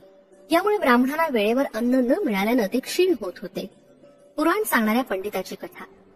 पिठिकापुरम गावात एक पुराण सांगणारा पंडित आला होता. कुक्कुटेश्वर मंदिराच्या बाहेरील प्रांगणात प्रवचनाची व्यवस्था करण्यात आली होती. पुराण श्रवणासाठी गावातील सर्व जातीचे लोक येत असत. पुराण सांगणाऱ्या पंडिताच्या जेवणाची व्यवस्था बापनाचार्युलू यांनी आपल्या घरी केली होती. पुराण कथन करण्यापूर्वी तो पुराणिक लक्ष्मी गवळणीनं आणलेलं दूध घेत असे. श्रीपाद प्रभू सर्व हृदयांतर्यामी असल्यानं त्यांना या पंडिताबद्दल सर्व काही ज्ञात होतं. हा पुराणिक महान पंडित आणि महान योगी होता. तो आपल्या योगशक्तीनं त्याच्या आत्म्यानं धारण केलेली पूर्वीची रूपं ओळखू शकत असे. त्या रूपातील चैतन्य तो आकर्षित करून घेत असे. दूध देणाऱ्या लक्ष्मीस तो योग दृष्टीनं पाहत असे. लक्ष्मीच्या पतीच्या रूपात सुद्धा त्या पंडिताला स्वतःचा आत्मा दिसत असे. लक्ष्मीचा पती मृत्यूनंतर एका ब्राह्मण जमीनदाराच्या घरी बालरूपात जन्मला होता. त्यावेळी तो 4-5 महिन्याचा होता. पुराण पंडितानं योगशक्तीनं आपलं शक्तिरूप कसं आहे ते पाहिलं. त्याचं मूल रूप स्त्री समान लक्ष्मीशी निगडीत होतं हे त्याला कळालं. त्याचं स्वरूप स्त्री तत्वाच्या लक्ष्मीशी विलीन होऊन राहिलेलं त्याने पाहिलं. आपलं पुरुष तत्व 4 महिन्याच्या बालकात असल्याचं आणि थोडेच दिवसात आपले कर्मशेष पूर्ण झाल्यासारखं जाणवलं. पेठिकापुरम मधील कर्मऋणानुबंध पूर्ण करण्यासाठी त्यानं पुराण पंडिताचं रूप धारण केलं होतं. लक्ष्मीचं तिच्या पतीवर अनन्यसाधारण प्रेम होतं. तिच्या पतीचं चैतन्य भूतकालातील शरीर सोडून येणार नाही हे तिला कळलं होतं. लक्ष्मीच्या पतीचं चैतन्य मूल तत्व पुराण पंडितात विलीन झालं होतं. हा विषय सर्वज्ञानी श्रीपाद प्रभूंना माहिती होता. श्रीपाद प्रभू त्या पुराण पंडिताला म्हणाले, अरे पंडिता, ही लक्ष्मी निरागस आहे. ती काही दिवसातच आपली जीवनयात्रा संपवणार आहे. ती मृत झाल्यावर तिची काय गती होईल? तू ज्ञानरूप ब्राह्मण होशील किंवा अज्ञान रूपात गवळी होशील. त्या तुझ्या रूपात लक्ष्मी तुला तुझ्या कष्ट सुखात साथ देईल. तिच्या प्रेमानं तिने आपल्या पतीचं चैतन्य स्वतःकडे आकर्षिले आहे. गवळणीच्या रूपात असलेले चैतन्य थोड्या दिवसांनी शरीराचे पतन झाल्यावर ब्राह्मण चैतन्यात मिसळणार ना. ही गवळणीच्या रूपात असलेली ब्राह्मण स्त्री आहे. तू ब्राह्मण रूपातील गवळी आहेस. तुमचे कर्म संबंध मला उत्तमरित्यानं माहिती आहे. भविष्य काळात ब्राह्मणी स्वरूपात येणाऱ्या या पद्मीला पद्मावती देवी स्वरूप मानून मी तिला सुवर्ण तिलक लावून आशीर्वाद देईन. तिला मांगल्य प्रदान करून हिरण्य लोकात सुरक्षित ठेवीन. पुढील जन्मात तुम्ही आदर्श दंपती व्हाल आणि माझे भक्त होऊन उद्धरून जाल. एवढं बोलून श्रीपाद प्रभू थांबले. त्यांच्या लीला अति अगम्य अद्भुत असतात. श्रीपाद श्री वल्लभांचा जय जयकार असो. फलश्रुती आत्मस्थैर्य. श्रीपाद राजम शरणम प्रपद्ये. अध्याय 39. नागेंद्र शास्त्रींबरोबर. मी कालनाग मण्याचा स्वीकार करून प्रवासाला सुरुवात केली. श्री पीठिकापुरम क्षेत्रास केव्हा पोहोचेन अशी मनाला तीव्र ओढ लागली होती. काल नागाचं स्वरूप. प्रवासात असताना आम्ही एका ब्राह्मणाचं आदरातिथ्य स्वीकारलं. त्या ब्राह्मणाचं नाव नागेंद्र शास्त्री असं होतं. तो मंत्रविद्येत अत्यंत निपुण होता. त्याच्या घरात अनेक नाग साप निर्भयपणे फिरत होते. ते कुणाला चावत नसत. नागेंद्र शास्त्री या नाग सर्पांना आपल्या अपत्यांप्रमाणे सांभाळत असत. ते त्यांच्या अंगा खांद्यावर खेळत असत. दिव्य नागांना मणी असतो. अनेक वर्षांपासून तो ब्राह्मण नागोपासना करत असे. त्यानं कालनाग नावाचा मणी पूजेसाठी प्राप्त व्हावा म्हणून नागदेवतेची अखंड आराधना केली होती. नागमण्याचा प्रभाव. नागेंद्र शास्त्री आम्हास म्हणाले, हे बंधूनो, आजचा दिवस अत्यंत शुभ दिवस आहे. आपल्यासारख्या थोर व्यक्तींचे चरणकमल माझ्या या कुटीत विसावले. मी 15 वर्षाचा असताना श्रीपाद प्रभूंच्या दर्शनास गेलो होतो. पीठिकापुरम क्षेत्रातील कुक्कुटेश्वराचं मंदिर आणि पादगया क्षेत्राचं दर्शन घेतलं. मंदिरातील स्वयंभू दत्तात्रेयांच्या मूर्तीजवळ एक कालनाग पाहिला. त्यांच्या फणीवर एक मणी होता. कालावर शासन करणाऱ्या नागास कालनाग असं म्हणतात. कालनागाच्या फण्यावर मणी असून तो महर्षीप्रमाणे निरंतर योग ध्यानात मग्न असतो. मानवानाच नव्हे तर नागांना सुद्धा वेगवेगळ्या स्थिती असतात. साधारणपणे कालनाग मानवाला दिसत नाही. कालनागाच्या फण्यावर असलेल्या मण्यामध्ये मंगळ ग्रहापासून येणाऱ्या अशुभ स्पंदनांना निवारण करण्याची शक्ती असते. या नागमण्यामुळे अशुभ स्पंदनांचा लय होऊन शुभप्रद स्पंदन प्रस्फुटित होतात. त्या मंगलमयी स्पंदनानं मंगळ ग्रहाच्या पीडितांना त्याच्या पीडा नष्ट होऊन शुभ फल प्राप्त होतं. मंगळ ग्रह पत्रिकेत योग्य स्थानी नसेल तर जीवनात अनेक अडचणी येतात. जसा घरच्या लोकांचा विरोध, बांधवांचा मित्रांचा विरोध, ऋण, बाधा, कन्येच्या विवाहास विनाकारण विलंब, कोणत्याही कामात समर्थता असून सुद्धा यशप्राप्ती न होणं इत्यादी. स्वयंभू दत्तात्रेयांचं दर्शन घेतल्यावर मला नागमणी मिळावा अशी अत्यंत तीव्र इच्छा लागून राहिली. तो मणी मिळाल्यास मला जीवनातील सर्व काही मिळाल्यासारखं होईल. श्रीपाद प्रभूंच्या पादुकांचा महिमा. नाग दोष निवारणार्थ नियम. मी नरसिंह वर्मांच्या घराजवळून जात होतो. श्रीपाद प्रभू त्यांच्या घरासमोरील अंगणात लीला विनोद करत होते. त्याबरोबर झाडांना पाणी घालणं सुद्धा चालू होतं. श्री नरसिंह वर्मा झाडांना आळं करत होते. त्यांच्या अंगणात एक औदुंबराचं झाड होतं. त्याला चांगलं पाणी मिळावं यासाठी नरसिंह वर्मा त्या झाडास आळं करीत असताना त्यांच्या हातास श्रीपादांच्या पायाच्या ताम्र पादुका लागल्या. त्या 12 वर्षाच्या मुलाच्या सामुद्रिक शुभ लक्षणांनी युक्त अशा पादुका होत्या. तितक्यात नागेंद्र शास्त्रींची हाक कानावर आली. मी आश्चर्यानं त्यांच्या जवळ गेलो. नरसिंह वर्मा त्या पादुकांना शुद्ध जलानं आणि नंतर नारळाच्या जलानं धुत होते. त्या धुतल्यावर त्यांनी त्या श्रीपादांच्या पादपद्माजवळ ठेवल्या. त्या पादुकांची पूजा करण्यासाठी वर्मा अत्यंत उत्सुक असल्याचं दिसत होतं. परंतु श्रीपाद प्रभूंचा संकल्प काही वेगळाच होता. त्या पादुकांना त्यांनी मोठ्या प्रेमानं कुरवाळलं. नागेंद्रांना एका पीठाची स्थापना करून या पादुकांची पूजा कर असं श्रीपादांनी सांगितलं. ते म्हणाले, नागेंद्र शास्त्री, तू कालनागाजवळ असलेला मणी मिळावा म्हणून फार दिवसांपासून वाट पाहत होतास ना? मी तुझ्यावर प्रसन्न झालो आहे. कालनाग ज्या दिव्य पादपद्माची आराधना करून त्या दिव्य मण्यानं ज्या स्वामींची पूजा करतो तो महास्वामी मीच आहे. या दिव्य पादुका माझ्याच आहेत. त्याचीच तू नित्य नेमानं पूजा अर्चना करत जा. आधी व्याधीनी पीडित जन तुझ्याकडे येतील. त्यांना तू या पादुकांचं तीर्थ दे. ते प्राशन करताच त्यांची व्याधींपासून सुटका होऊन ते त्वरित शांत होतील. श्रीपाद प्रभूंनी नंतर नागदोष परिहारार्थ देण्यात येणाऱ्या दक्षिणेबद्दल सविस्तर विवेचन केलं आणि म्हणाले, अहो नागेंद्र शास्त्री, माझ्या या वचनांचं तुम्ही पालन करा.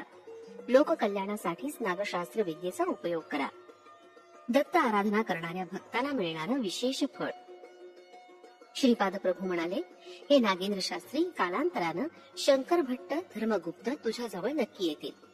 माझ्या दिव्य पादुकांमुळे तुला हवा असलेला दिव्यमणी नक्की प्राप्त होईल. तोपर्यंत तू माझ्या दिव्य पादुकांची आराधना नित्य नियमानं कर. शरीर धर्माचा सुद्धा एक काळ असतो, तसंच मनाचा प्राणाचा एक काळ असतो. परंतु आत्मा मात्र कालातीत असतो. त्या ग्रह नक्षत्राप्रमाणे तो काळ असतो. वृद्धी किंवा क्षय काळाप्रमाणे होत असतात. अनेक ब्रह्मांडांचा जन्म होऊन त्यांची वृद्धी होते. काही काळ त्यांची एकच स्थिती असते. नंतर ते सर्व लय पावतात. हा अंत म्हणजे कालमहिमाच आहे. या प्रकारचा काळ स्वरूप ही माझ्या अधीन आहे. माझी आराधना करणाऱ्यांना काळपुरुष मी सर्वदा अनुकूल ठेवतो. भूत प्रेत पिशाचादी महाशक्ती सुद्धा दत्त आराधना करणाऱ्या साधकांचं काही बिघडवू शकत नाही किंवा काही बरं वाईट करू शकत नाही. या सृष्टीत असलेल्या सर्व प्राण्यांपेक्षा जास्त बलवान मीच आहे. माझ्याकडून बलप्राप्ती करून घेऊन जीवराशी वृद्धिंगत होतात. गर्वानं मदोन्मत्त झालेल्या मानवापासून मी माझं बळ काढून घेतो आणि सर्व अनिष्ट स्वरूपाच्या घटनांना मीच कारणीभूत असतो. माझी आराधना करीत सर्वदा शांतिरूप होऊन राहणाऱ्यांना मी नित्य संतुष्ट ठेवून आनंदरूप करतो. त्या महापुरुषांनी माझी परमांच्या घरी जेवणाची व्यवस्था केली होती. श्री वर्मा हे स्वतः अन्नदाते आहेत. दत्तात्रेयांना सुद्धा अन्नदानाची खूप आवड होती. कोणताही जीव भुकेला असल्यास त्यांना अत्यंत दया येत असे. ते त्याच्या जेवणाची व्यवस्था करत. ते सर्वभूत हितकारी होते. मी महास्वामींची आज्ञा घेऊन निघालो होतो. या स्थळी मी आश्रम उभारला होता. जो कोणी माझ्याकडे येईल त्याला मी वर्णाश्रम धर्म समजावून सांगत असे. श्रीपाद प्रभू मला म्हणाले, तुझी मंत्रशास्त्र विद्या चांगल्या कामासाठी उपयोगात आण. पीडितांची निरपेक्ष भावानं सेवा कर. लोकांनी स्वेच्छेनं दिलेलं तेवढं धन स्वीकार कर. अधिक धनाची अपेक्षा करू नकोस. श्रीपाद श्री वल्लभांचा जय जयकार असो. फलश्रुती सर्प दोष निवारण. श्रीपाद राजम चरणम प्रपद्ये. अध्याय 40. भास्कर शास्त्री, शंकर भट्ट आणि धर्मगुप्त यांचे अनुभव. आम्ही अनेक प्रकारच्या वाहनातून प्रवास करत होतो. कधी पायी, कधी 2 बैलांच्या गाडीनं, तर कधी घोडा गाडीनं. असा आमचा प्रवास चालू होता. असा प्रवास करत करत त्रिपुरांत क्षेत्री येऊन पोहोचलो. तिथं त्रिपुरांतकेश्वराचं दर्शन घेतलं. या ठिकाणी आम्हाला अनेक दिव्य अनुभव आले. आमच्या जवळ श्रीपाद प्रभूंच्या दिव्य पादुका होत्या. आम्ही प्रवास करत असताना श्रीचरण सुद्धा आमच्या बरोबर प्रवास करत असल्यासारखे भासत असे. आम्ही पावले टाकत असताना ती पावले आमची नसून श्रीचरणच आमच्या शरीरात प्रवेश करून पावलं टाकत असल्यासारखं वाटे. आम्ही बोलत असताना सुद्धा आम्ही काय बोलत असू ते आम्हालाच कळत नसे. श्रीपाद प्रभूच आमच्याद्वारे बोलत असल्याचं जाणवे. आम्ही जेवण करत असताना ते आमच्या मुखानच भोजन करत असल्याचा भास होत असे. आमच्या शरीरातील मांस, रक्त, नाड्यांमधून श्री प्रभूच भरून असल्याचा अनुभव येत असे. शास्त्रातील जीवात्मा परमात्माच आहे हा सिद्धांत आम्ही ऐकून होतो. परंतु आज मात्र आमच्या संपूर्ण शरीरात श्रीपाद प्रभूंचंच चैतन्य भरून आहे याचा प्रत्यक्ष अनुभव श्रींचा स्पर्श नसताना सुद्धा अनुभवास येत होता. या प्रकारची लीला आम्ही पूर्वी कधीच पाहिली नव्हती अथवा ऐकली नव्हती. श्री त्रिपुरांतकेश्वराच्या अर्चक स्वामींचं नाव भास्कर शास्त्री असं होतं. त्यांना आमचा फारच अभिमान होता. ते पीठिकापुरमला वास्तव्यास होते. अर्चना करण्यासाठी त्यांची नियुक्ती झाली होती. ते षोडशी राजराजेश्वरी देवीचे भक्त होते. श्री पीठिकापूर निवासिनी कुक्कुटेश्वर महाप्रभूंची स्वामिनी श्री राजराजेश्वरी देवीनं स्वप्नात त्यांना मंत्रदीक्षा दिली होती. आम्ही दोघांनी त्यांच्या घरी अतिथी म्हणून राहावं अशी आम्हास त्यांनी विनंती केली. आमच्याजवळ श्रीपाद प्रभूंच्या पादुका असल्याचं त्यांना कळलं होतं. त्या पादुका आम्ही त्यांच्या पूजा मंदिरात ठेवल्या होत्या. त्या पादुकेमधून दिव्य अशा आवाजात श्रीपाद प्रभू म्हणाले, बाळांनो, तुम्ही केवढे धन्य आहात. या पादुकांची भास्कर शास्त्री पूजा करीत असत. या पादुका सध्या ताम्र रूपात आहेत. भास्कर शास्त्रींच्या मंत्रोपासनेच्या बलानं त्या पादुका काही वर्षांनंतर सुवर्ण रूपात परिवर्तित होतील. हिरण्य लोकातील काही महापुरुषांनी त्या पादुका हिरण्य लोकात नेऊन अर्चना अभिषेक केला होता. त्यानंतर त्या पादुका कारण लोकात असलेल्या माझ्या जवळ आणण्यात आल्या.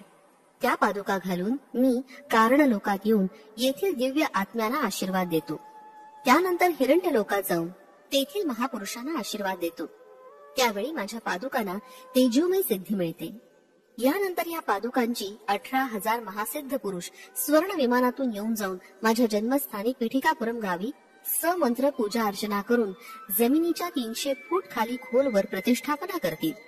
तिथं स्वर्णमय कांती असलेले दिव्यनाग माझी दररोज अर्चना करतील. याच्या समवेत 64,000 योगिनी असेल. त्या पादुका सुवर्णमय सिंहासनावर ठेवल्या जातील. मी तिथं ऋषी संघटनेबरोबर आणि योगिनी समवेत दरबार भरवून सर्वांना सत्संगाचा लाभ घडवीन. या भूमीला संलग्न असलेले परंतु अदृश्य आणि अगोचर असलेलं अजून एक स्वर्ण पीठिकापुरम आहे. हे योगदृष्टी असलेल्या भक्तांनाच अनुभवता येतं. माझ्या सुवर्ण पादुका ज्या ठिकाणी प्रतिष्ठापित होणार आहे त्या ठिकाणीच पीठिकापुरम प्रतिष्ठापित होईल. त्यासाठी तुम्ही सर्वजण अत्यंत आनंदात राहा. भविष्यात अनेक चित्र विचित्र घटना घडणार आहेत. माझ्या महासंस्थानात पादुकांच्या दर्शनासाठी भक्तगणांची मुंग्यांसारखी रांग लागेल. ही देववाणी ऐकून आम्ही अत्यंत आश्चर्यचकित झालो. अंगावर रोमांच दाटले. नेत्रातून अश्रुपात होऊ लागला. अशा स्थितीत आम्ही किती वेळ होतो ते कुणालाच कळालं नाही. श्री भास्कर शास्त्री षोडशी राजराजेश्वरीचे परमश्रेष्ठ भक्त होते. मी त्यांना राजराजेश्वरी देवीच्या वैभवाबद्दल विवरण करून सांगण्याची विनंती केली. श्री राजराजेश्वरी देवी विवेकाची खाण. ते म्हणाले, हे बंधूनो, राजराजेश्वरी चैतन्याचा विचार करणारे तुमचं मन यापुढे विशाल सीमा ओलांडून पलीकडे जाणार आहे. राजराजेश्वरीच्या शुद्ध आचरणानं आपलं सर्वसाधारण मन मेधाशक्तीत परावर्तित होईल. तसंच आपली बुद्धी विवेकपूर्ण होण्यासाठी ती महामाता आपणा सहाय्य करेल. आपल्या संकुचित वृत्तीचं निर्मूलन करून विशाल दृष्टी प्रदान करेल. साधारणपणे शक्ती आणि विवेक एकाच व्यक्तीत एकत्रित दिसत नाहीत, परंतु राजराजेश्वरी देवीचा अनुग्रह झाल्यावर शक्ती आणि विवेक दोन्ही एकाच व्यक्तीमध्ये नांदतात. दिव्य चैतन्याची अनेक रूपं असतात. ती समजण्याची बुद्धी या देवीकडून आपल्याला प्राप्त होते. विश्वातील विशाल भावाची वृद्धी करण्यास श्री राजराजेश्वरी देवी आपणास मुक्त हस्ताने सहकार्य करते. अत्यंत अद्भुत असं दिव्य ज्ञान मिळवण्यासाठी, शाश्वत अशी दिव्य मातृशक्ती मिळवण्यासाठी, विश्वातील महान कार्य सफल होण्यासाठी तिचा अनुग्रह अत्यंत आवश्यक आहे. श्री राजराजेश्वरी देवी अनंत अशा विवेकाची खाण आहे. तिनं काही जाणण्याचा संकल्प केल्यास ती ते जाणून घेते. तिला अगम्य असं या विश्वात काहीच नाही. सर्व विषय, सर्व जीव, त्यांचे स्वभाव, त्यांना हलवण्याचं सामर्थ्य, या प्रपंचातील प्रत्येक धर्म, त्याला संबंधित योग्य असा काळ, या सर्व गोष्टी राजराजेश्वरी देवीच्या स्वाधीन असतात. तिच्यामध्ये पक्षपात दृष्टी अजिबात नसते. तिला कोणाबद्दल अभिमान किंवा द्वेष भावना नसते. साधना बलानं जे भक्त तिचं दर्शन घेऊ इच्छितात त्यांना ती विश्वासपात्र समजून स्वतःच्या अंतरंगात स्वीकारते. ही राजराजेश्वरीची शक्ती वाढवून साधक त्यांच्या विवेक बलानं विरोधी शक्तींचं निर्मूलन करू शकतात. ती आपल्या भक्तांना इच्छित फल प्राप्त करून देते. ती विश्वात कुणाबरोबरही अनुबंध न ठेवता म्हणजे असंगत्वानं आपलं कार्य करत असते. ती आपल्या प्रत्येक साधकाशी त्याच्या स्वभावाप्रमाणे, गरजेप्रमाणे आपला व्यवहार ठेवते. ती कोणावरही जबरदस्तीनं शासन करत नाही. साधना पूर्ण झाल्यावर ती आपल्या भक्तांना योग्यतेप्रमाणे प्रगती पथावर चालवते. अज्ञानांना त्यांच्या अज्ञान मार्गाने जाऊ देते. त्या मार्गाने जाणाऱ्या भक्तांचं पालन पोषण करून त्यांच्या अपराधांबद्दल त्यांना क्षमा करते. ते चांगले वागोत अथवा वाईट वागोत, ती त्यांच्याकडे दुर्लक्ष करते. तिची करुणा अनंत आहे. ती या संसार रूपी सागरातून तारून नेणारी आहे. तिच्या दृष्टीनं अखिल जगतातील सारे मानव प्राणी तिला अपत्याप्रमाणे आहेत. राक्षस, असुर, पिशाच या सर्वांनाच ती आपल्या मुलांप्रमाणे वागवते. तिला कितीही दया आली तरी तिचा विवेक जागृतच असतो. परमात्म्यानं आज्ञा पिलेला मार्ग ती कोणत्याही परिस्थितीत सोडत नाही. ती प्रयोगात आणते त्या शक्तीचं ज्ञान केंद्र ती स्वतःच असल्यानं आपण तिचा अनुग्रह प्राप्त केल्यास आपल्याला सत्य ज्ञान बोध होतो. राजराजेश्वरी देवीची शक्ती प्राप्त करायची असेल तर आपणास कर्तव्य दक्षता, सत्य शोधन यासारख्या गुणांचा अवलंब केला पाहिजे. यामुळेच आपल्याला मातेचा अनुग्रह प्राप्त होईल. मी पीठिकापुरमला वास्तव्य करून असल्यानं श्रीपाद प्रभूंच्या कृपेस पात्र झालो.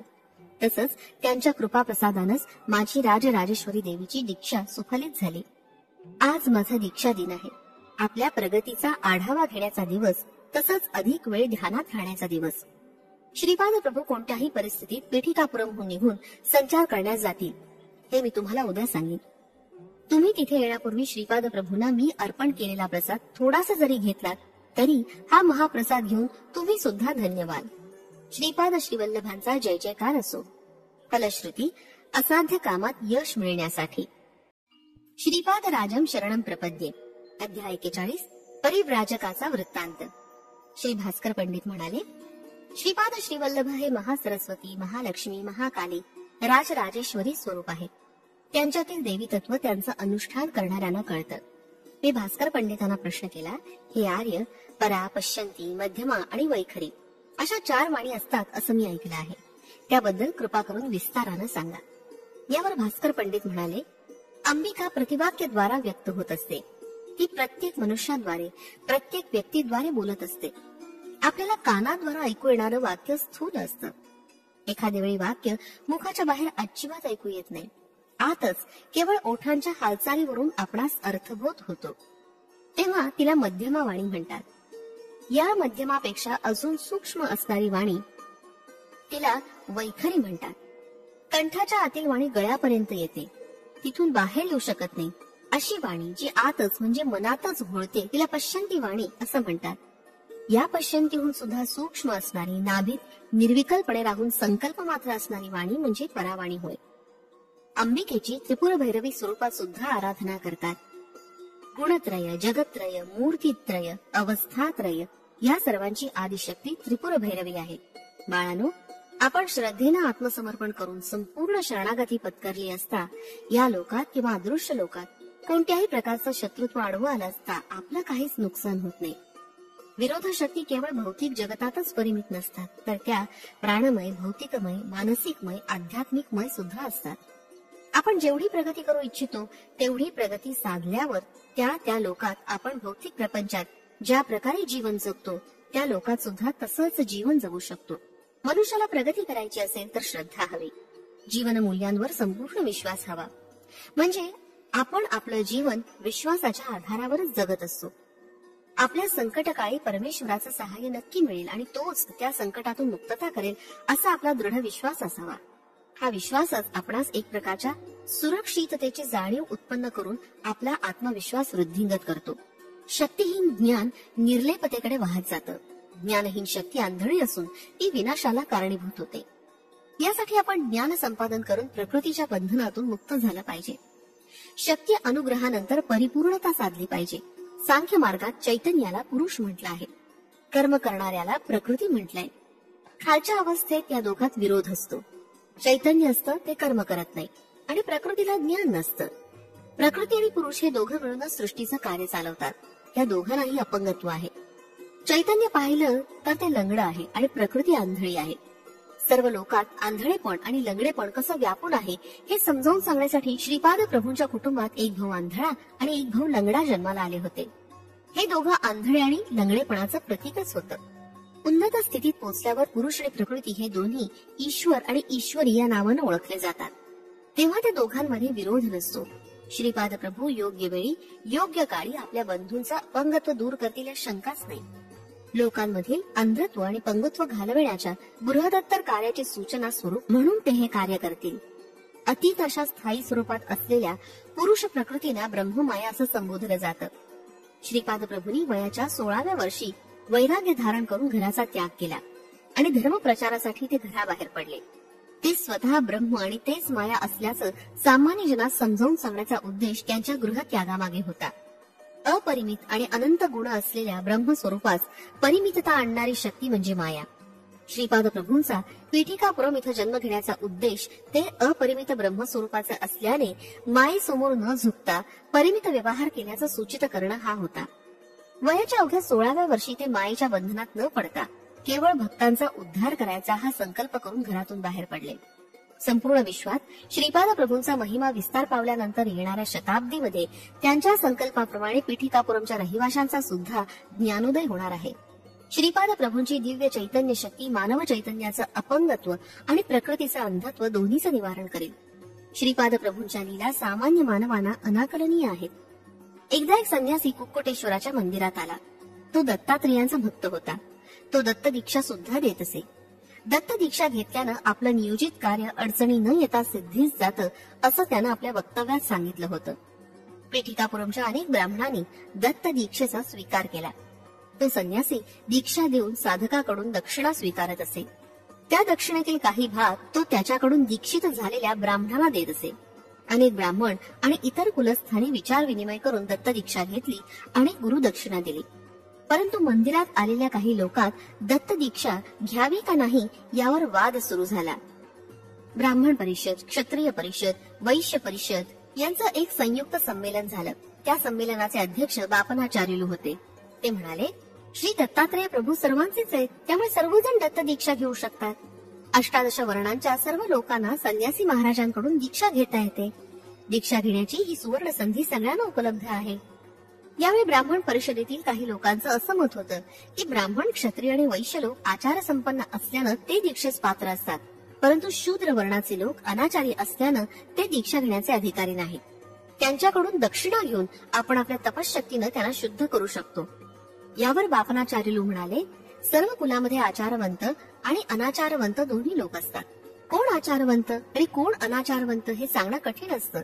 त्यामुळे सामूहिक कल्याण, स्थैर्य, क्षेम यावर दृष्टी ठेवून आपण दत्तहोम किंवा इतर यज्ञ यागादी कार्यक्रम करून संघातील क्षेम, स्थैर्य साधू शकतो. दक्षिणा घेऊन शूद्रांना दीक्षा न देणं म्हणजे त्यांच्यावर अन्याय केल्यासारखं मला वाटतं. दक्षिणा घेऊन आपण आपल्या तपश्शक्तीनं शूद्र लोकांना शुद्ध करून घेतल्यावर ब्राह्मण, क्षत्रिय आणि वैश्य लोकांचा सुद्धा उद्धार करू शकतो. याप्रमाणे कोणत्याही कुळातील लोकांना व्यक्तिगत स्वतंत्र दीक्षा देण्याची आवश्यकता नाही. याशिवाय दक्षिणेची रक्कम खूप अधिक ठेवली आहे. प्रत्येक कुलात गरीब लोक असतात, ते एवढी रक्कम दक्षिणा म्हणून देऊ शकणार नाही. आपल्याला एवढी मोठी रक्कम दिल्यावर त्यांना काही दिवस उपाशी राहावं लागेल. दक्षिणा ही ऐच्छिक असली पाहिजे. यथाशक्ती आणि श्रद्धायुक्त अंतःकरणानं दिलेली दक्षिणाच दक्षिणा म्हणून स्वीकारली पाहिजे, तरच श्री दत्तप्रभू संतोष पावतील. यावर तिथं जमलेले ब्राह्मण म्हणाले, महाराज, आपण आपल्या गावी आल्यावर त्यांचं स्वागत पूर्ण कुंभानं वेदमंत्रांनी केलं नाही. महाराजांनी स्वतः जनहित भावनेनं आपल्या सर्वांना दत्त दीक्षा दिली, परंतु आपल्या ब्राह्मण परिषदेनं मात्र त्याला काही दिलं नाही. ही लाजिरवाणी गोष्ट आहे. यावर बापनाचार्य म्हणाले, खर तर परमहंस परिव्राजकाचार्य यांचं स्वागत करण्याची एक विशिष्ट पद्धत आहे. प्रथम त्यांच्या प्रधान शिष्याकडून काही दिवस अगोदर ब्राह्मण परिषदेस सूचना मिळाली पाहिजे. त्यावर परिषद संपूर्णपणे विचार करून प्रधान शिष्याची बोलणी करून सर्व गोष्टी निश्चित करते. त्यामुळे प्रधान शिष्याची सर्वांची ओळख होते. त्यानंतर परिषद एक निर्णय घेऊन योग्य अशा परिव्राजक शिष्याची निवड करते. त्यानंतर परमहंस परिव्राजक येण्याचं ठरवतात. तेव्हा त्यांचं स्वागत वेदमंत्रानं पूर्ण कुंभानं केलं जातं. त्यानंतर त्यांच्या बरोबर शास्त्र चर्चा होते. यानंतर परिव्राजक महोदयांच्या सूचनेनुसार यज्ञ, याग, दीक्षा किंवा प्रवचनांचं आयोजन होतं. या प्रकारे पूर्व सूचना न देता परिव्राजकाचार्य कुक्कुटेश्वरास आले. आल्याबरोबर त्यांनी दीक्षेचा प्रस्ताव मांडला आणि गुरुदक्षिणा सुद्धा मागितली. हा सर्व आपल्या नियमांविरुद्ध घडलेला प्रकार आहे. यावर ब्राह्मण म्हणाले, नियमांचं उल्लंघन झालं, या विषयावर चर्चा करण्याची ही वेळ नाही. आता तुम्ही किंवा तुमचे जावई अप्पळराज शर्मा दीक्षा घेऊन दक्षिणा देणार आहात किंवा नाही? यावर बापनाचार्य म्हणाले, सामूहिक स्थैर्यासाठी दीक्षा घ्यायचा आमचा विचार आहे, वैयक्तिक क्षेमस्थैर्य यासाठी नाही. आम्ही दीक्षा घेत नाही, त्यामुळे दक्षिणा देणार नाही. ब्राह्मण लोकात ज्यांना दीक्षा घ्यायची ते स्वेच्छेने घेऊ शकतात. ब्राह्मण परिषद ही सामूहिक समस्येसाठी असते. सामूहिक प्रयोजन असलेल्या विषयावर परिषद विचार विनिमय करते. व्यक्तिगत दीक्षा किंवा व्यक्तिगत समस्या याबद्दल विचार विनिमय करत नाही. श्रेष्ठी आणि नरसिंह वर्मा यांनी दीक्षा घेण्यास नकार दिला. ब्राह्मण, क्षत्रिय आणि वैश्यांना दीक्षा घेणं किंवा न घेणं हे त्यांच्या इच्छेवर सोडलं होतं. श्रीपाद प्रभूंकडून दत्त दीक्षा. श्रीपाद प्रभूंवर श्रद्धाभक्ती असणाऱ्या लोकांमध्ये काही शेतीचा व्यवसाय करणारे होते. यामध्ये प्रमुख असे व्यंकटप्पय्या श्रेष्ठी होते. श्रीपाद व्यंकटप्पय्यांच्या घरी गेले आणि म्हणाले, दत्त दीक्षा मिळाली नाही म्हणून कोणी निराश होऊ नका. मी दत्त दीक्षा देतो, एवढंच नव्हे तर यथाशक्ती दक्षिणा सुद्धा मीच देईन. मंडल म्हणजे 40 दिवस दीक्षेची गरज नाही. एक रात्री दीक्षा घेतली तरी पुरे.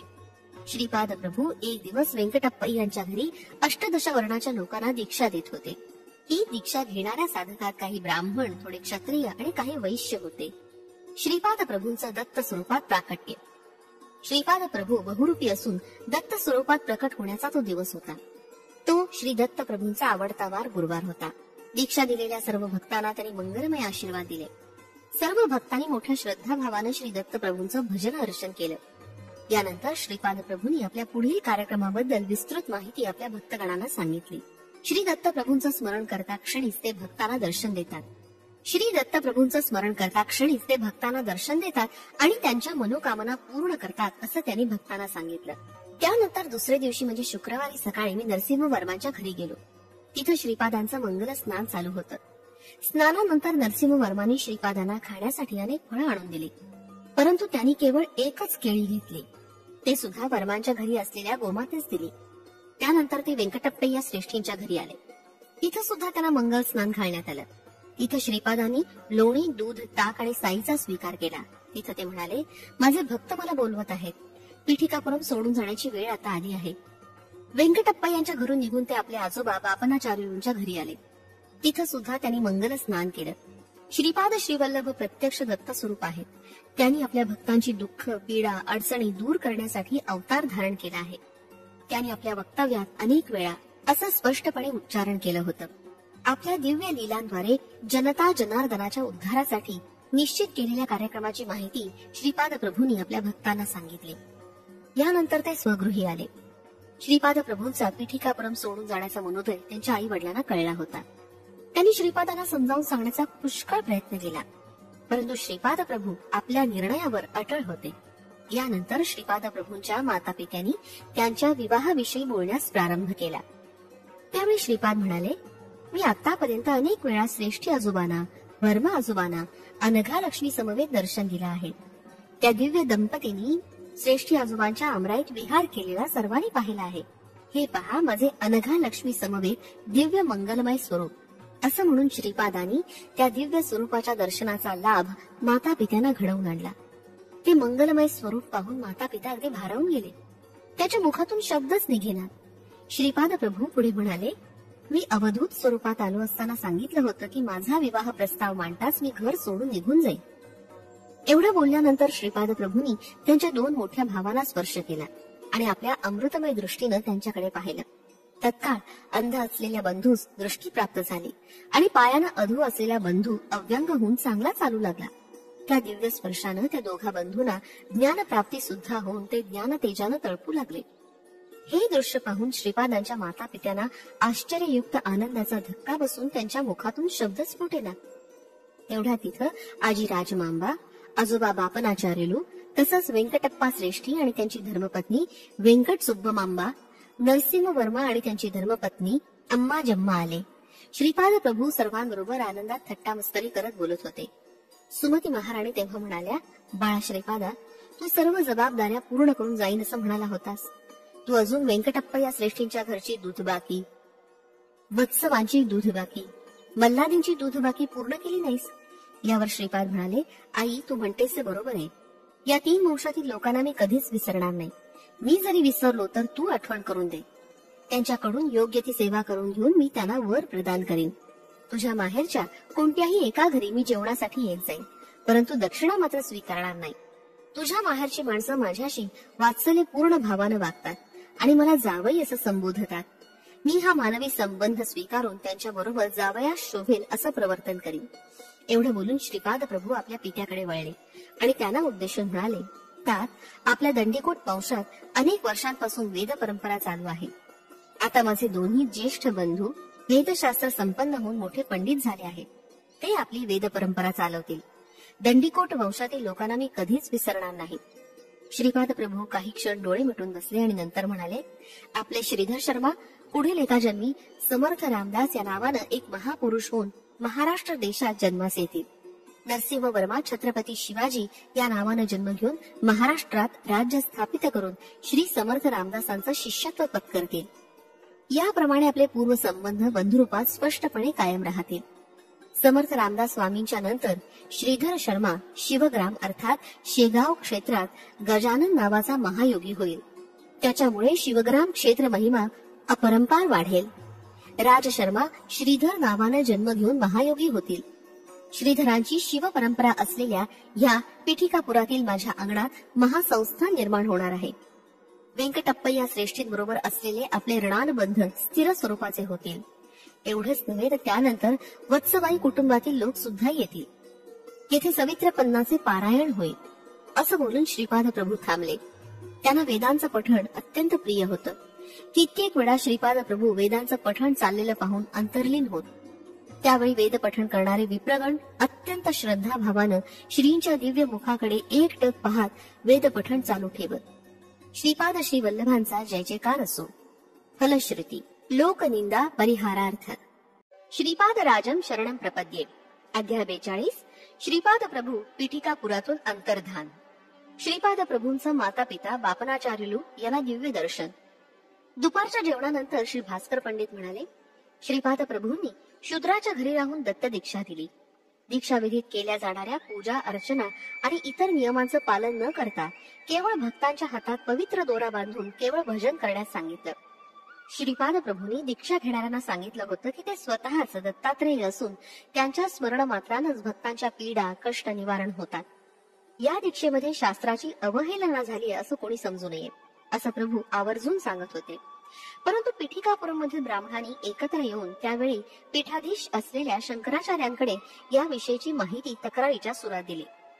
तसंच श्री बापनाचार्युलू आणि अप्पळराज शर्मा यांना ब्राह्मण कुलातून बहिष्कृत करावं अशी सूचना सुद्धा ब्राह्मणांनी श्री शंकराचार्य स्वामींना केली.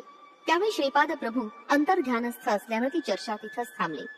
श्री शंकराचार्यांच्या अनुमतीशिवाय आध्यात्मिक विषयात कोणताही बदल करता येणार नाही असा एक ठराव मान्य झाला. या संदर्भात 16 वर्षाच्या बालकानं स्वतः दत्तप्रभूंचा अवतार असल्याचा निर्णय घेणं देवद्रोह केल्याप्रमाणे आहे असं मत अनेक ब्राह्मणांनी व्यक्त केलं. काही ब्राह्मणांच्या मनात कपट असून सुद्धा ते वरवरची खोटी सहानुभूती प्रकट करण्यासाठी बापनाचार्यूंच्या घरी आले. बापनाचार्यू म्हणाले, श्रीपाद प्रभू आम्हाला त्यांच्या तेजानं दीपवित आहेत. ते महाप्रभू श्रीपाद श्रीवल्लभ बालरूपात आमच्या घरी खेळले आणि आम्हाला दिव्य आनंदाचा लाभ करून दिला. आमच्या नेत्रावर असलेला मायेचा पडदा त्यांनी दूर केला. आज ते आमच्या डोळ्यात किरण होऊन चमकत आहेत. त्यांच्या नयन मनोहारी दिव्य दर्शनानं आम्हाला भारावून टाकलंय. आम्ही किती भाग्यवान आहोत याची गणतीच करता येत नाही. बापनाचार्यूंचे हे वक्तव्य ऐकून खोटी सहानुभूती दर्शवण्यास आलेले ब्राह्मण एकही शब्द न उच्चारता तसेच परतले. त्यांच्या मनातील किलमिष भाव पूर्णपणे निघून गेला होता. थोड्या वेळानं श्रीपाद प्रभू आपल्या घरी परतले. सुमती महाराणी, अप्पळराज शर्मा, त्यांच्या बहिणी आणि भाऊ सर्वजण अत्यंत आनंदात होते. श्री अप्पळराज शर्मा म्हणाले, श्रीपादाबद्दल आम्हाला यापूर्वी खूपच काळजी होती, परंतु आता आमच्या मनावरचं ओझं कमी झालंय. आम्ही त्यांचं स्मरण केल्याबरोबर ते आमच्या मनःचक्षू समोर प्रकट होतात. आम्ही मागितलेलं सर्व काही ते स्थूल स्वरूपात येऊन आमच्याशी संभाषण करून देतात. श्री दत्तप्रभूंना जन्म देणारी जननी जनक झाल्यामुळे आम्हाला अत्यंत धन्यता वाटते. आम्हाला आता निरंतर आनंदाची प्राप्ती झाली आहे. एवढं बोलून अप्पळराज शर्मांनी आपल्या उपरण्यानं डोळ्यातून ओघळणारे आनंदाश्रू टिपले. ब्राह्मणांनी जे गृहीत धरलं होतं त्याच्यापेक्षा येथील परिस्थिती पूर्णपणे भिन्न होती. व्यंकटप्पय्या श्रेष्ठी सर्व ब्राह्मणांना उद्देशून म्हणाले, हे विप्रगण हो, आतापर्यंत आपण काही क्षणांचा काळ श्रीपाद प्रभूंबरोबर घालवत असू, परंतु यापुढे ते आपल्या मनःचक्षुत सदैव वास करणार आहेत. तसंच स्थूल देहानं दर्शन देऊन आमच्या घरीचे निवास करणार आहेत. यानंतर नरसिंह वर्मा ब्राह्मणांना म्हणाले, श्रीपाद प्रभूंनी आमच्या डोळ्यावरील मायेचा पडदा दूर केला. नित्य विनोद, दिव्य विनोद करणारे महाप्रभू श्रीपाद वल्लभांच्या रूपात आमच्या बरोबर उत्कट हास्य करीत आमच्या अवतीभोवती असतील. पूर्वीपेक्षा अधिक उत्कट भावानं ते आम्हाला स्थूल रूपात दर्शन देतील. श्रीपाद प्रभूंच्या या सत्य स्वरूपाची कल्पना कुक्कुटेश्वरातील दत्तभक्त संन्याशास आली आणि त्याच्या हृदयात कालवा कालव झाली. श्रीपाद प्रभू स्वयं साक्षात दत्तात्रय भगवान आहेत असं सुस्पष्टपणे सुचून ते ध्यानस्थ झाले. श्रीपाद प्रभू एक वेगळे दैवत नसून त्यांचं उपास्य दैवत असलेले दत्तात्रेयच आहेत हे त्यांनी पटवून दिलं. श्रीपाद प्रभूंचा विरोध करणारे काही ब्राह्मण पीठिकापुरात होते. त्यांच्या मनात एकच प्रश्न सतत घोळत होता, खरंच दत्तात्रेय श्रीपाद श्रीवल्लभांच्या स्वरूपात अवतरलेत का? हे जर खरं असेल तर आपण त्यांना त्रास देणं केवळ कठीणच नाही तर अशक्य सुद्धा आहे. दत्तात्रय प्रभूंचा स्वभाव फार वेगळा आहे. ते स्वतः त्रास सहन करून अनन्य भावानं शरण येणाऱ्या साधकांचा उद्धार करतात. हा त्यांचा स्वभाव विशेष आहे. पीठिकापुरम मधील अनेक ब्राह्मणांनी श्रीपाद प्रभूंना ब्रह्मरथात बसून शोभायात्रा काढली होती. मोठी धनराशी सुद्धा दक्षिणेच्या स्वरूपात अर्पण केली होती. दत्त दीक्षा देणारे संन्यासी केवळ गुरुदक्षिणा मिळावी या उद्देशाने दीक्षा देत होते.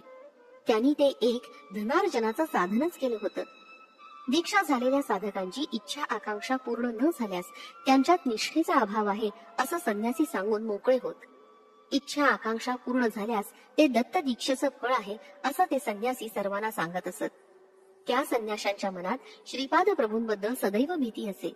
त्यांना वाटे श्रीपाद प्रभू आपल्या दिव्य लीलांनी त्यांचं सत्य स्वरूप सर्व लोकांसमोर आणतील. त्यावेळी कुक्कुटेश्वर मंदिरात एक वृद्ध ब्राह्मण आला. त्याचं नाव नरसिंह आणि गोत्र काश्यप होतं. तो दूरवर असलेल्या महाराष्ट्र प्रांतातून आला होता. त्यानं कुक्कुटेश्वराचं दर्शन मोठ्या श्रद्धाभावाने घेतलं. नंतर स्वयंभू दत्तात्रेयाचं दर्शन घेतलं. त्यावेळी त्याला तिथं दत्त दीक्षा दिली जात असल्याचं कळलं. दीक्षा देणाऱ्या परमहंस परिव्राजकाचार्याकडे तो वृद्ध ब्राह्मण गेला. त्यानं त्या संन्याशांना मोठ्या नम्र भावानं नमस्कार करून गुरुदक्षिणेच्या रूपात आणलेली नाणी दिली. ती दक्षिणा पाहून संन्यासी आनंदित झाले. त्यांनी दीक्षा घेण्यासाठी त्या ब्राह्मणास आपली ओंजळ पुढे करण्यास सांगितले.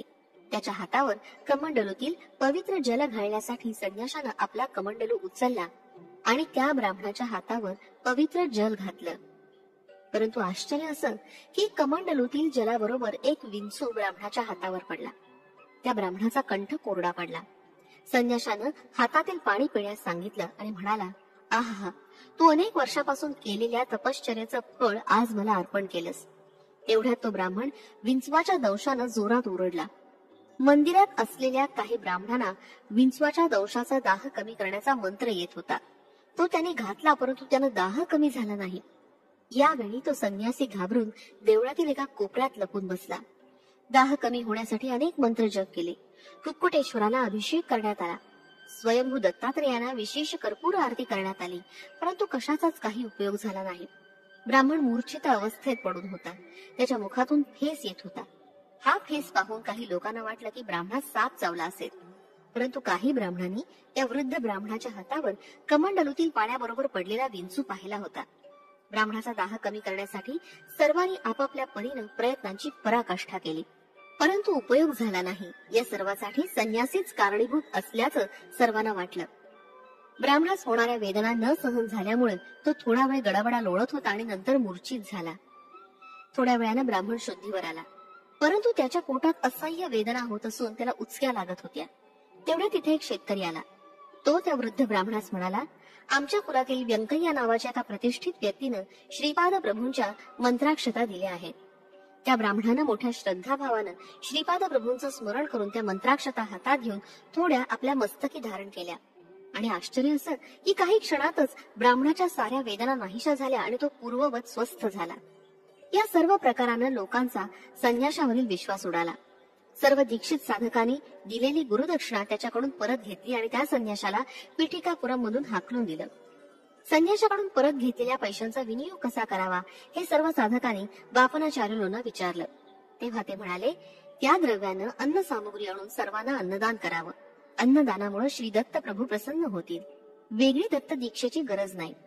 बापनाचार्युलोंच्या सांगण्याप्रमाणे कुक्कुटेश्वराच्या प्रांगणात एक मोठा मंडप घालण्यात आला. इथं मोठ्या प्रमाणात अन्न संतर्पण झालं. भोजनोत्तर सर्व लोकांनी दिगंबरा दिगंबरा श्रीपाद श्री वल्लभ दिगंबरा या दिव्य नामाच्या जयघोषानं सारा परिसर दणाणून सोडला. या दिव्य महामंत्रानं सारं विश्व व्यापून राहील अशी भविष्यवाणी श्रीपाद प्रभूंनी पूर्वी केली होती. श्रीपाद श्री वल्लभांचा जय जयकार असो. फलश्रुती, हरवलेलं मूल सापडण्यास.